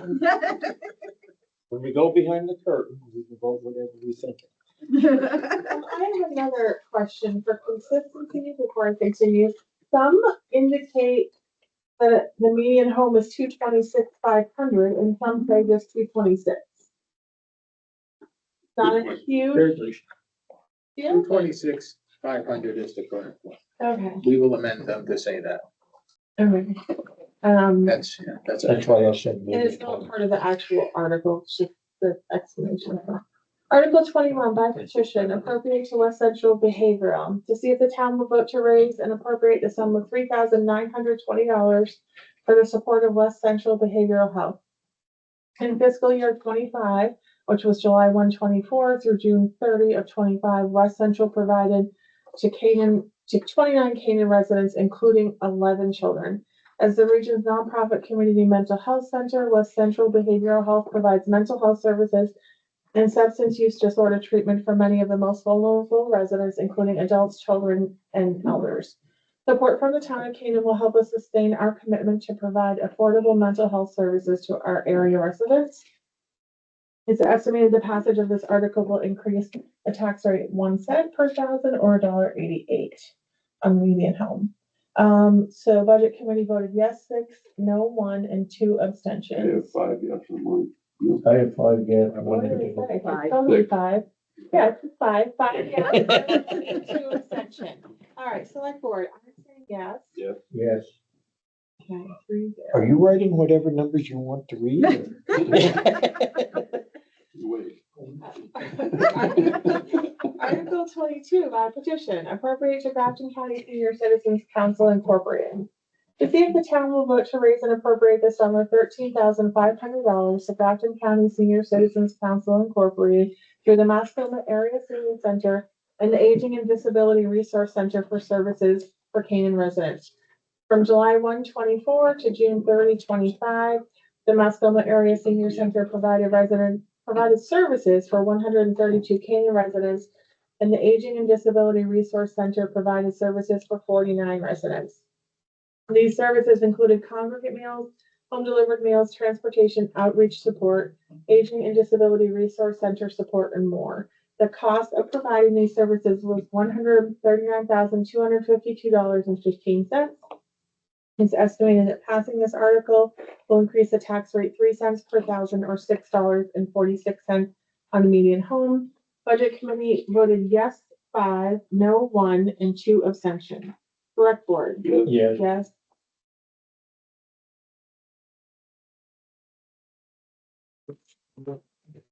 Article 23, appropriate to Tri-County Community Action Program Incorporated by petition.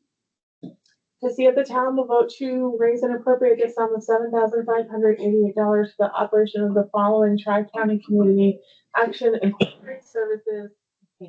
Transportation, fuel and energy assistance, weatherization, guardianship, Head Start, Community Action Resource Coordinators, USDA, TEF, AP, food distribution to pantries, and the free diaper distribution program.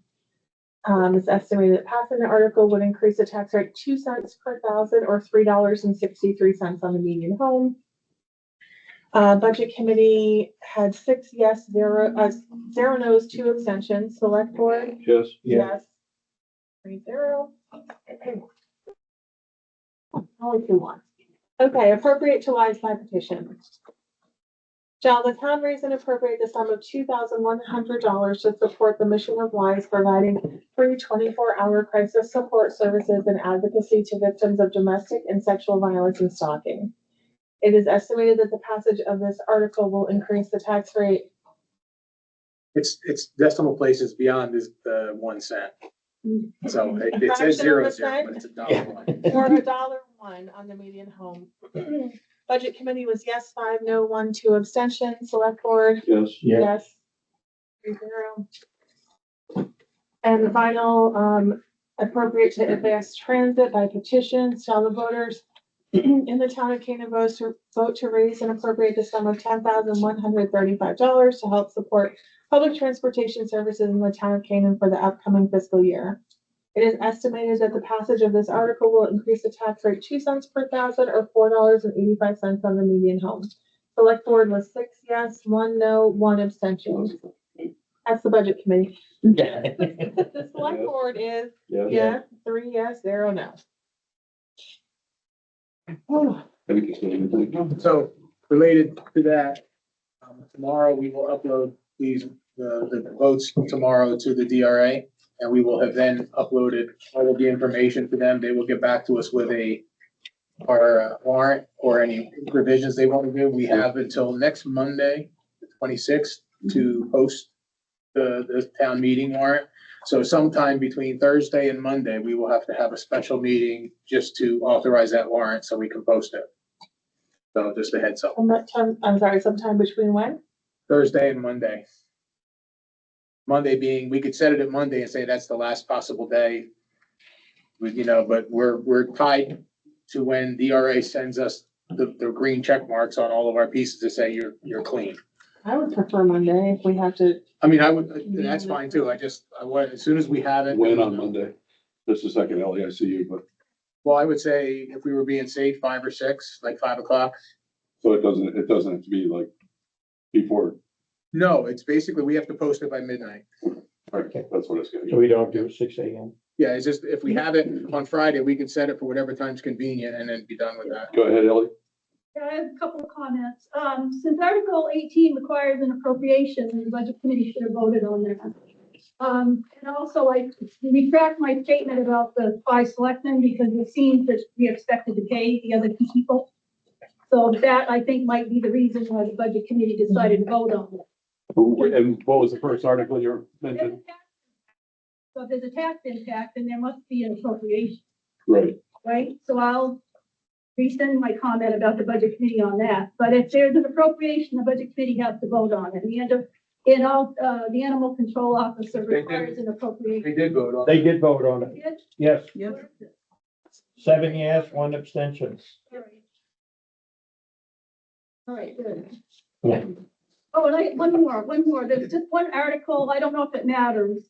On the wording on Article 23, normally they spell out the dollar amount, and that one doesn't have it spelled out, but I don't know if that's material or not. It might be because it's a petition one. It may have been how they delivered it. Yep. Okay, all right. I haven't seen it, but that would be my guess. Yeah, I don't know if the DRA can deny it or not. I just thought I'd bring it up just in case. Thank you, Ellie. Sorry. I made a mistake. Dorchester Fire EMS contract. Well, as we, Are we doing the time to meet? though? Oh, I'm sorry. Yeah, let's I go would back. prefer Monday, not a Friday. I'd agree. for Monday, 5:30? 5 or 5:30, like whatever, if that's at 5:30 works, we'll just call it 5:30, and then the only thing that could happen, worst case scenario is last year we didn't get it till 7. You know what I mean? So they could slide, but we're much earlier than we were, so I don't anticipate that. Does 5:30 work for you, Scott? Yeah, it's 1 of 7 days. Okay. All right. So- so 5:30. I have no life. And are we on track with printing the wanna do it town here? report as well, Yes. since we're talking about deadlines? Yep. Okay. Have we Okay, gotten, so oops, talking about that, have we gotten from all department heads? I think we've done all of them. Not all of them. We're getting there. There's just very few left Thank you. and a few photos. So it's the little things that are left. All right, so we have a new contract for 2026 for fire protection, just fire protection? Andy, Yeah, Fire and EMS Okay. for the town of Dorchester. It's headed to fire protection, so.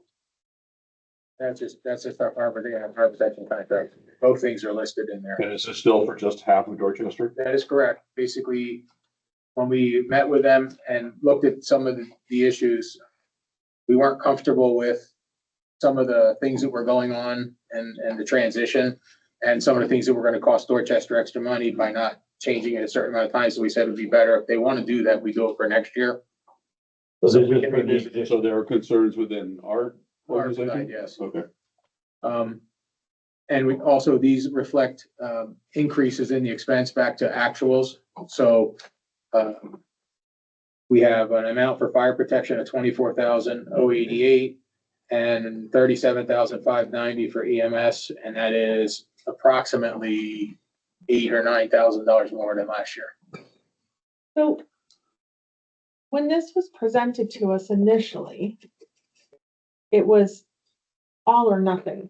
We either cover all of Dorchester or they are finding somebody to cover it. We didn't have the option to cover half. So what changed?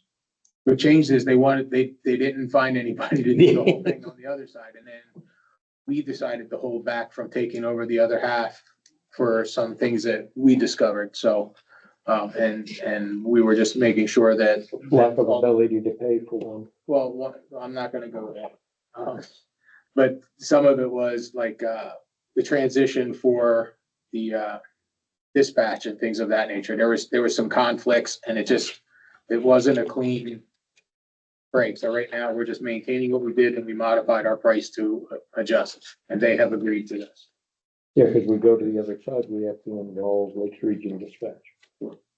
And is Or we it, can switch to ours, but they had a fee that they were gonna have to pay, like an exit fee, because they owned a portion of what their upgrades were.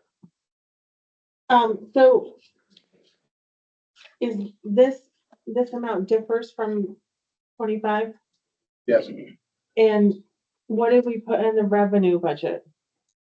the, Because we had said, our thought was, okay, yeah, we have to cover it all. It's going to be this amount. I just want to make sure we didn't.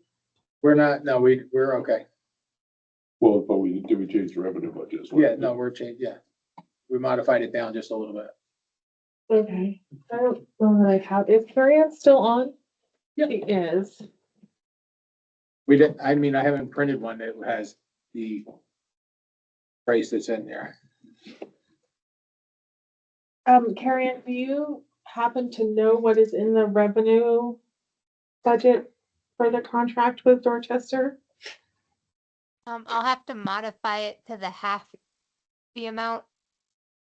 Cause, when we did all the budget meetings last week, we still had the full amount in there. Okay. And then what does that do overall? I mean, that potentially we have less revenue. So I that, mean, this is 61,000 and I believe it's about a $15,000 or $20,000 reduction, which would be less than a quarter cent. okay. But I can get you that specific. But does anything have to change on the actual budget? So. No, because the budget is, you're only approving expense budget. The revenue budget is used for just calculating our estimated tax. We were gonna double our size coverage for Dorchester. Why is that second half was the only where to get 50? Well, we raised, this price went up for the half. And then, I'm saying, Wouldn't we have done that in preparation anyways? what's that? Raise the. No, we had raised the revenue to what we thought it was gonna be, which we had just doubled last year's. Then this year is, I can't think of how high it was, but we're going to modify that down and then we can let you know what the effect of that is. So who negotiated this amount? And how did, what did, Basically, what happened was after the meetings with Dorchester, and we talked about maintaining a half, we came back and re-looked at all of our numbers, looked at all the call things, and this is the number that was presented between Chris and Steve, and they were gonna be here tonight, but they're at another meeting did tonight. any of us go to those meetings with Dorchester? Did you? No. They had just made the request and I had them, Steven had done the original calculations, that this is what we think it would be if we do the whole thing. Other Stephen? Yes, other Okay. Steven. Yeah. And they just told us whether they were good or not, and then we had to review and bring it back to you. And then when Chris was doing some further investigation, it was decided we're not gonna take the whole thing. And then Carrie Ann, historically, have they paid us in December? Yes, they've been good about paying us when the contract's due. Okay, thank you. Have a motion to accept this new contract? Well, I have another question. Okay, sorry. So is there like a very specific format that it has to be in? Just like I know the warrant articles have to say select men. If we could change this to like Canaan Select Board? We have can to do say? that. Okay. I Then I would sign it. suggest that we wouldn't sign it till Monday. Yeah, we're meeting. When we meet on 5:30. Monday, we could just, Okay. I'll change the wording to select board, Thank you. and then we could sign this. Do you wanna vote on it now? You could vote on it to amend that, like with that amendment, and then we sign it on Monday. I think we have a question from the public. Wes? I would still like a better clarification on what Steve asked about how it's $60,000 and we only dropped it $15,000. That doesn't make sense to me how we can cover the other half of Dorchester for $15,000. We're not covering it. Right, but I'm saying like when going like towards the Because the future. original estimate was based on 25 numbers and doubling the contracted amount there and not increasing a rate to the per call volume. Okay, Just trying to figure out how we. so here we raised what we're charging them.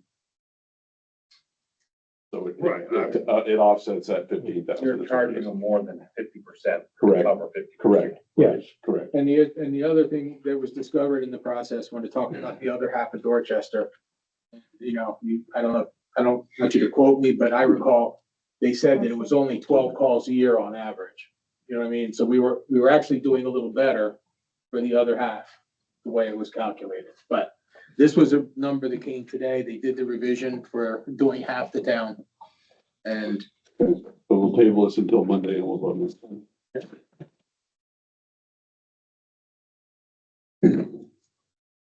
Water sewer approval for third and fourth, John and Carol, and I appreciate all the work that went into getting this caught up finally. I know there probably may be some more still, but 99% of this is done, so we'll be a little shocked to the users, but at least we're now back on track of getting it done correctly and on time. They're gonna put a lot of work in. Have a motion to approve. This is for third and fourth quarter of 2025. So move. All in favor? Aye.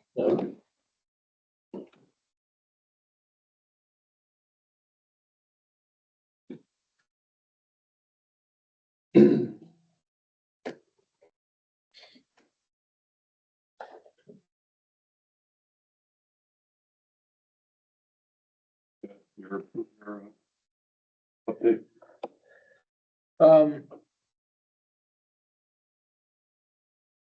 Just brought that in here. So, we have, our new our fire chief has felt that we needed to get the health officer function back in place. And he has been a health officer before and has said that he would like the select board to authorize him to be nominated by the town to get his certification with the state for health officer. Many of the fires and fire calls and things that they've done, especially specifically one in the last couple of days, was, somebody living in a not great situation, and he wants to get involved and start to get this work and get people living in conditions that they need to be living in, and making sure that we take care of the junkyards and healthy living situation. So Chris Olson has filled out a paper for What's the current statement for health officers? 12,000. Yeah. Do we have anybody currently filling in that role on a temporary? Actually, when we have a desperate need, Enfield has been covering this. Okay. And it's a state requirement for us to have one. That's why I asked who was. Does he have the bandwidth with everything else that's going on to take on this as well? Because he said it goes hand in hand with all of the fire inspections he has to do when he has to go inspect things for, whether it's heating systems or things like that. This all goes together, and feels that he will be able to manage that, and feels that it should be part of the fire department as well as ultimately EMV emergency management falling under the fire department as well. I'm just a little concerned with the conflict, potential conflict for interest with that. I mean, I know it seems like it goes hand in hand, but you got HIPAA rules and everything else that can fall into that where.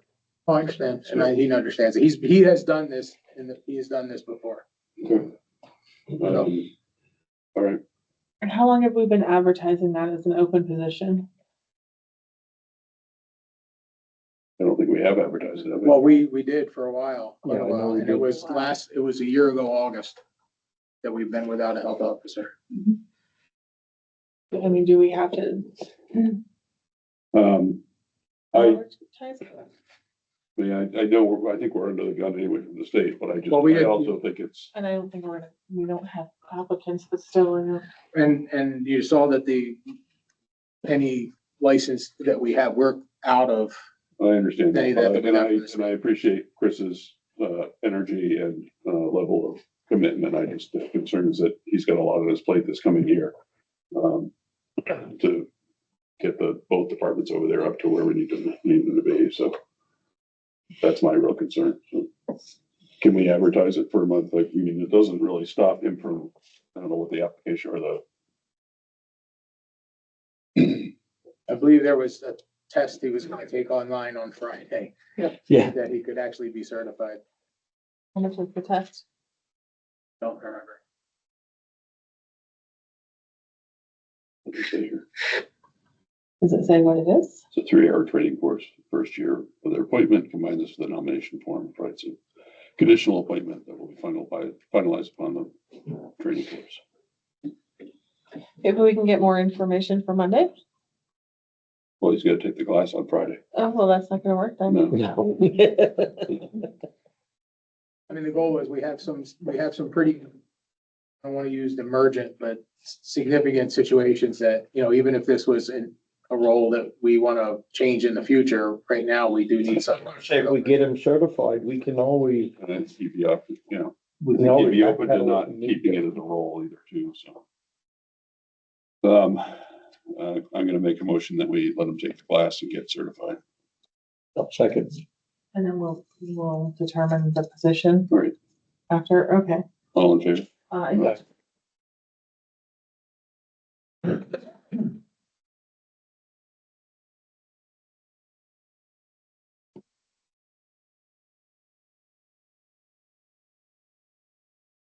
Next. Oh,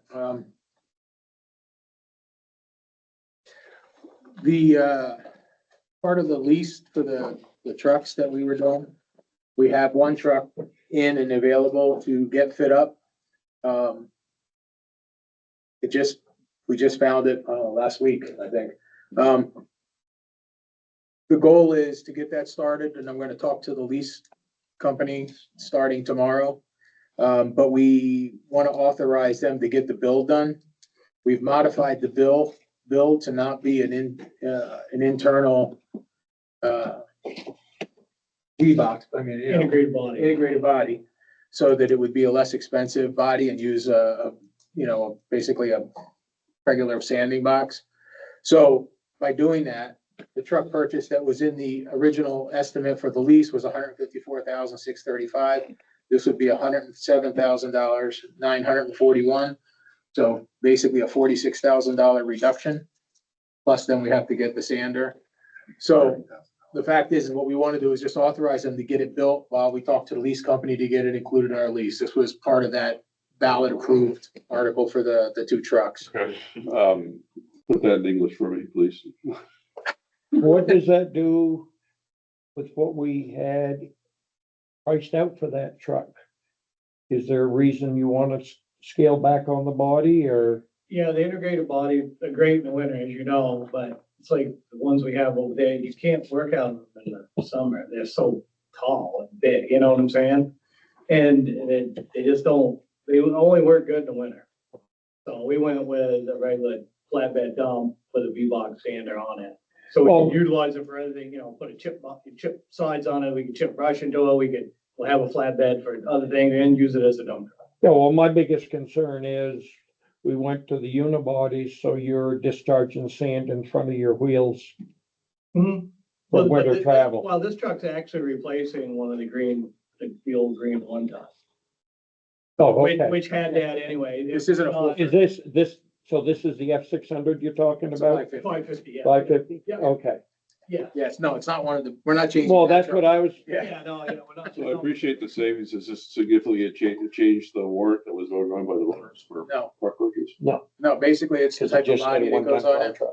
It's whether or not it's the one that has an internal lift that allows the sand to keep getting pushed into a chain, which is a much more, it takes a lot more maintenance to keep those in expense over time to a less expensive, more versatile body in the same type of truck. The full-size dump truck's supposed to be built in May now, is where we are with that. So we want to get that all, get the leases going. So I gotta talk to, Are they talking stainless steel hopper? Yeah, stainless steel sander, So how much is that? Stainless steel electric or hydraulic? electrical. Well, it's the biggest, it's a 4.5 yard. And reason for going to a 550 over a 600? Availability and price a little bit. I mean, we're replacing in one ton, so we're still going up. Right, I know, but Yeah, whenever I see them loaded, they're loaded, so yeah. I think GVW, you're changing your brakes, changing your tires for the price difference.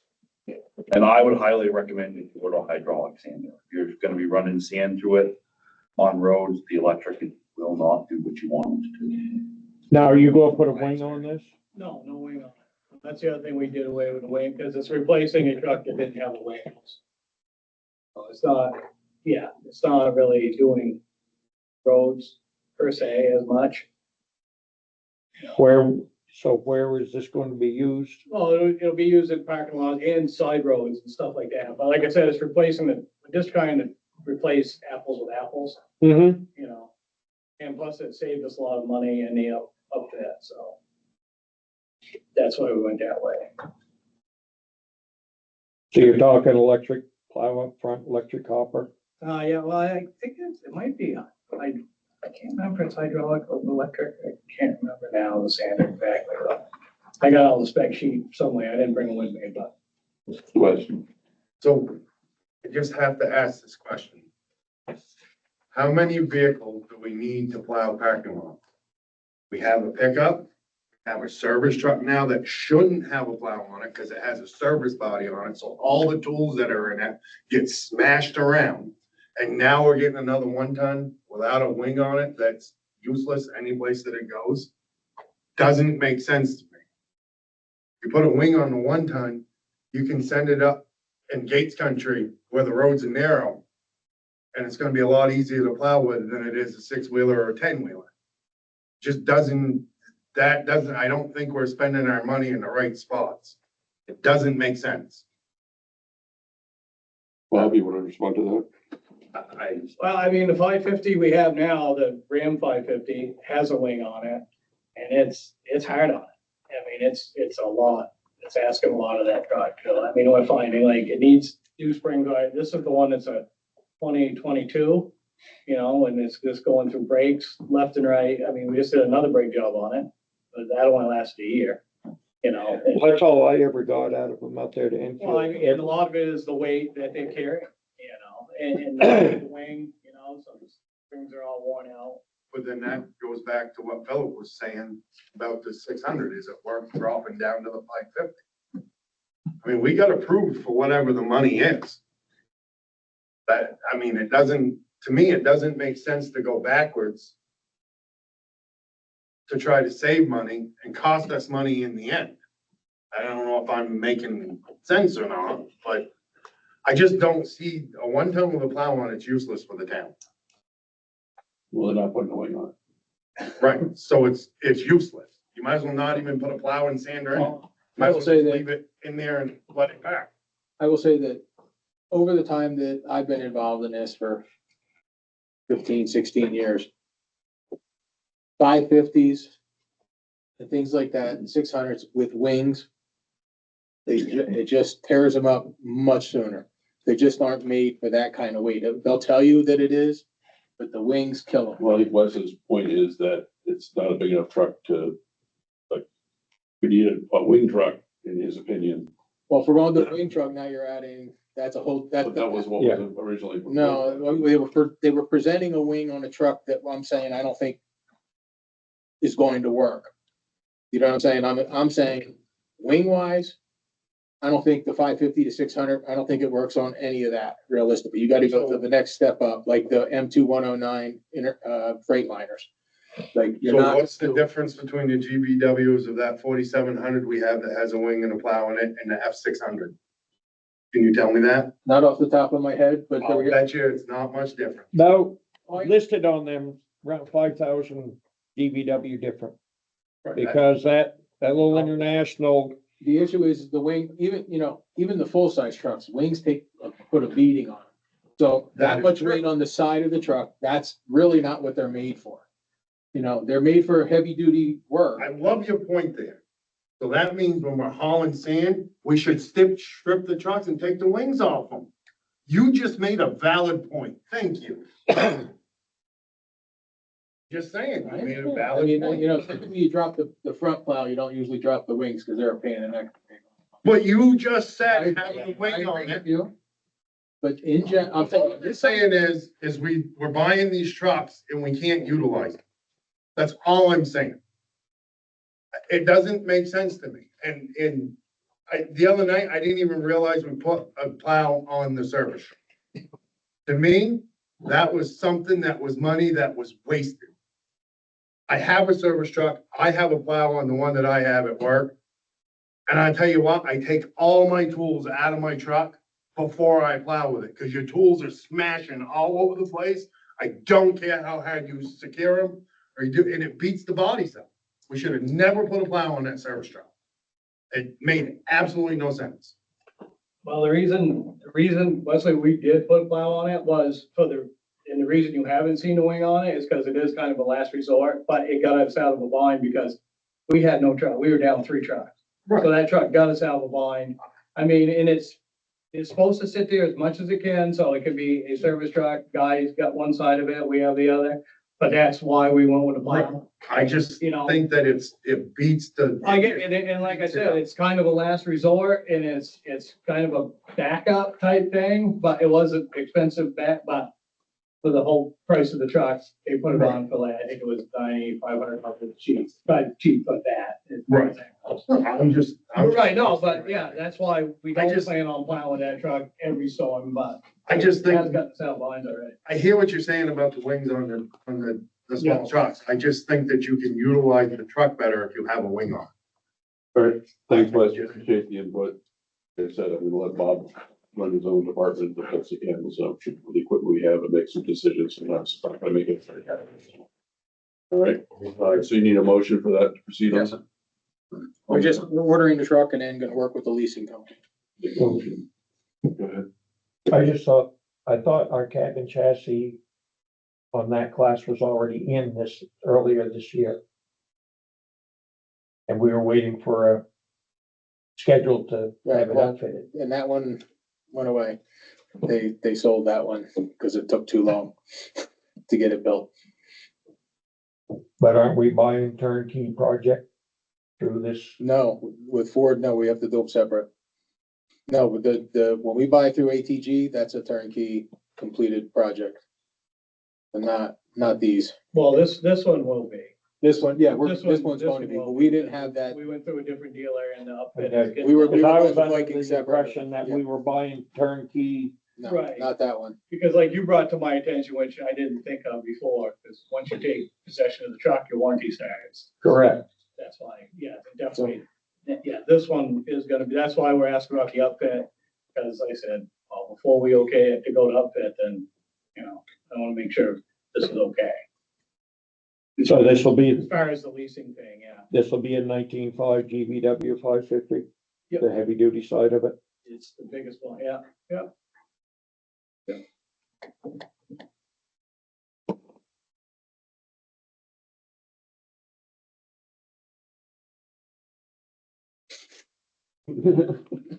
I'll make a motion that we proceed on the lease and fit up of the.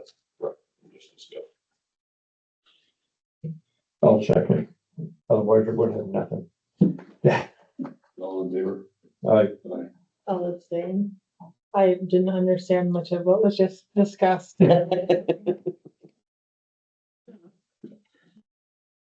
Anything else, Chet? No, that's all I have. Anything else from anybody in the room? Do we have an update on the current situation of the water? So right now we're up to approximately 12.5 feet. Yep. I'll probably be back to fire flow, I'm gonna say by Thursday or Friday. Okay. I'm gonna keep the fire department updated daily and you guys updated. All right. I appreciate all your hard work. Like I talked to you today, please in the future, we've talked about it before, we're not an island. You know, let us know sooner or later than later. It's a little frustrating. Well, it's based upon how much they use, basically. And what I need left in the tank while we're operating it. So the fire flows, so basically they need residual pressure about 50 PSI, 53. Right. I usually run in the 70s. So what's that, how many feet is that in the tank? Well, that's basically half full, 16, 17 feet. 16, 17 feet. in the And tank. we're at 12.5. Yeah, so we'll be there because we're getting into cold weather and I know we're gonna run into situations where we're gonna have And fires. you, Bob and I all have talked about, the cause of the main, of the new line of what's going on. Yeah, that's, Do we have plans to try to figure out what really is we going on? discussed it with the engineer this morning, as I said. And we're trying, we left a blowout, a blow-off hydrant at the end of it, so we can access it right through there. I think what they did was when they were drilling it, which I didn't want them to drill it, I wanted they got around something up near the gate. So then and usually what happens is when that pipe gets stretched, it gets kinked down. And the problem is when we pressurized it, when we pushed it back through, the pipe increased in size. But then when you go to pull on it, it kinks back down. So, I mean, it's been in for what, 3 years? 3 years. Why? I mean, and I'm not looking for, Oh, no, put you on the spot until we know. I'm just trying to But figure the out. other thing is that we have basically a sheet of ice out there. This is half the size of a hockey rink. And it's only at 5.5 feet deep. And that early December, we had almost 2.5 inches of rain in a short period. And then the week later, we had weather that's like we're gonna get this weekend. So you may have a solid block of ice going down in there. Okay, I'm struggling with, it's a month later that now we're seeing the effects of it. So that's all. And I don't. But the problems with this type of pipe, once that gets encompassed in ice, it will freeze. Because the way it cycles, it'll run for 2 hours and then shut off for 2 or 3 hours. And cycles again 2 hours. But how big around is that pipe? It's 4 inches. 4. It's a small pipe. But that brings me back to engineering. It's like, this shouldn't have happened. It Right. was engineered correctly. Yeah, but Why is this happening? Yeah, well, we don't know until we literally camera out. I think that's what we're gonna have to do is camera out to find exactly what happened. So Ryzen coming in and giving some suggestions or. Yeah, he called me this morning and I talked to him over the weekend. Please keep us posted. Yep. Glad we have the old pipe to. Well, they wanted me to get rid of that. That's the thing. It would have cost us an estimated $1,600 a day to have water brought in here. I'd have to buy it from Enfield and have it trucked in 6 to 8 loads a day. And then that's quite expensive and it would be around the clock in essence. Yeah. We can't do it with the fire department because they use tank treatment. Exactly, yeah. So. Good. It's part of our emergency operations planning for this March. All right. Yes, sir. So I've been contemplating on bringing this up for like 3 months now. And I guess I'm just gonna bring it up because it bothers me. Switch road. Is there any way that we can get the stumps that were pushed out in the woods by our people cleaned up so it doesn't make the road look like crap? There's like 6 or 7 of them that were just shoved out in the woods. I don't know. I'm just asking you. I think that we spent all this money on the road. I don't understand why we couldn't do it the right way. And this was one of my arguments when we talked about the town crew doing it. I can look into it, we can look into it, find out, so, look at it in the summer. Okay, I was just curious. I don't know if you guys have ridden up there or not and seen what I'm talking about. I asked that question when it was done, if they were gonna be cleaned up. And Hugh said they had permission to leave them there, so. But yes, it's an eyesore to do a job and leave them. I mean, we have the equipment. I don't understand why it didn't get done. It doesn't make sense. To me, we just spent however many thousands of dollars on it. I mean, I think that you'd want to take pride in what we do and pride in the town and make things look presentable. I know if it was me and that was my land, I would be upset. Okay. Thanks, Wes. Done? Yeah, I got one thing. We talked about the bridge, and I guess the guy from DOT said something about we've done improvements, you know, with the transfer station and the our DPW being over there. Isn't that, shouldn't we get more for that? Because it's only 80%. Because our use of it. I was trying to figure that out when we were talking about. Regular road, we get 100%. Not the No? standard bridge, program Yeah. is 80-20. Oh, I didn't know, so you didn't. Yes, didn't if the explain that. standardized bridge Yeah. program is 80-20, Okay. Gristmill and, Potato Road. Potato Road are 100% because the state and feds want changes made. So they're willing to pay for those changes. That's the only. Just so you know, Gristmill would be 80-20 if we weren't gonna do the alignment they want us to do. Yeah, that sounds good. Yeah. For the 20-foot train that's gonna go Exactly, on. so yes, the issue is, they dictated, they were gonna give us 100%, we don't have to do the 80-20 if we do it there. Okay, that's the only reason I have, because he said something about, he didn't clarify. Well, I was under the impression it was 80-20 for the design and 100% for the construction. That's Did what that it is, change? that's what it is now. It That's- was 80-20 for the construction. Right, I'm just saying, Yeah. what you both said, it's 100%, it's 100% construction, but we still have to pay 20% of the design. Not on Gristmill. Not on Griffin. Not on I Gristmill. thought we did, no? No, Okay. because if we do it their way, they said cover it all. Yeah, that's the. There's so many different numbers when we were talking Well, about that. with the exception of having to put a temporary bridge because they closed it down. Right. But the normal, the New Hampshire State Bridge Okay, Program good. is 80-20. 80-20, okay. That's You what, do get variations. Back when the state did the two bridges out by the high school, Mhm. they had to use Blackwater Road as a alternate route. So by the town, we accepted an 80-20 on that box culvert on Goose Pond Road before Little Goose there. By accepting that, the state picked up 100% of the cost of the two river crossings on Blackwater Road. Otherwise, we would have had to pay on them, but we committed to that. So it's a lot of variables that take place when you start talking that type of program, but the standardized program is 80-20.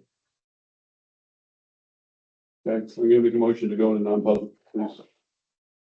So, All in favor? Aye. Thank you, everyone. All I was looking to say, I thought that,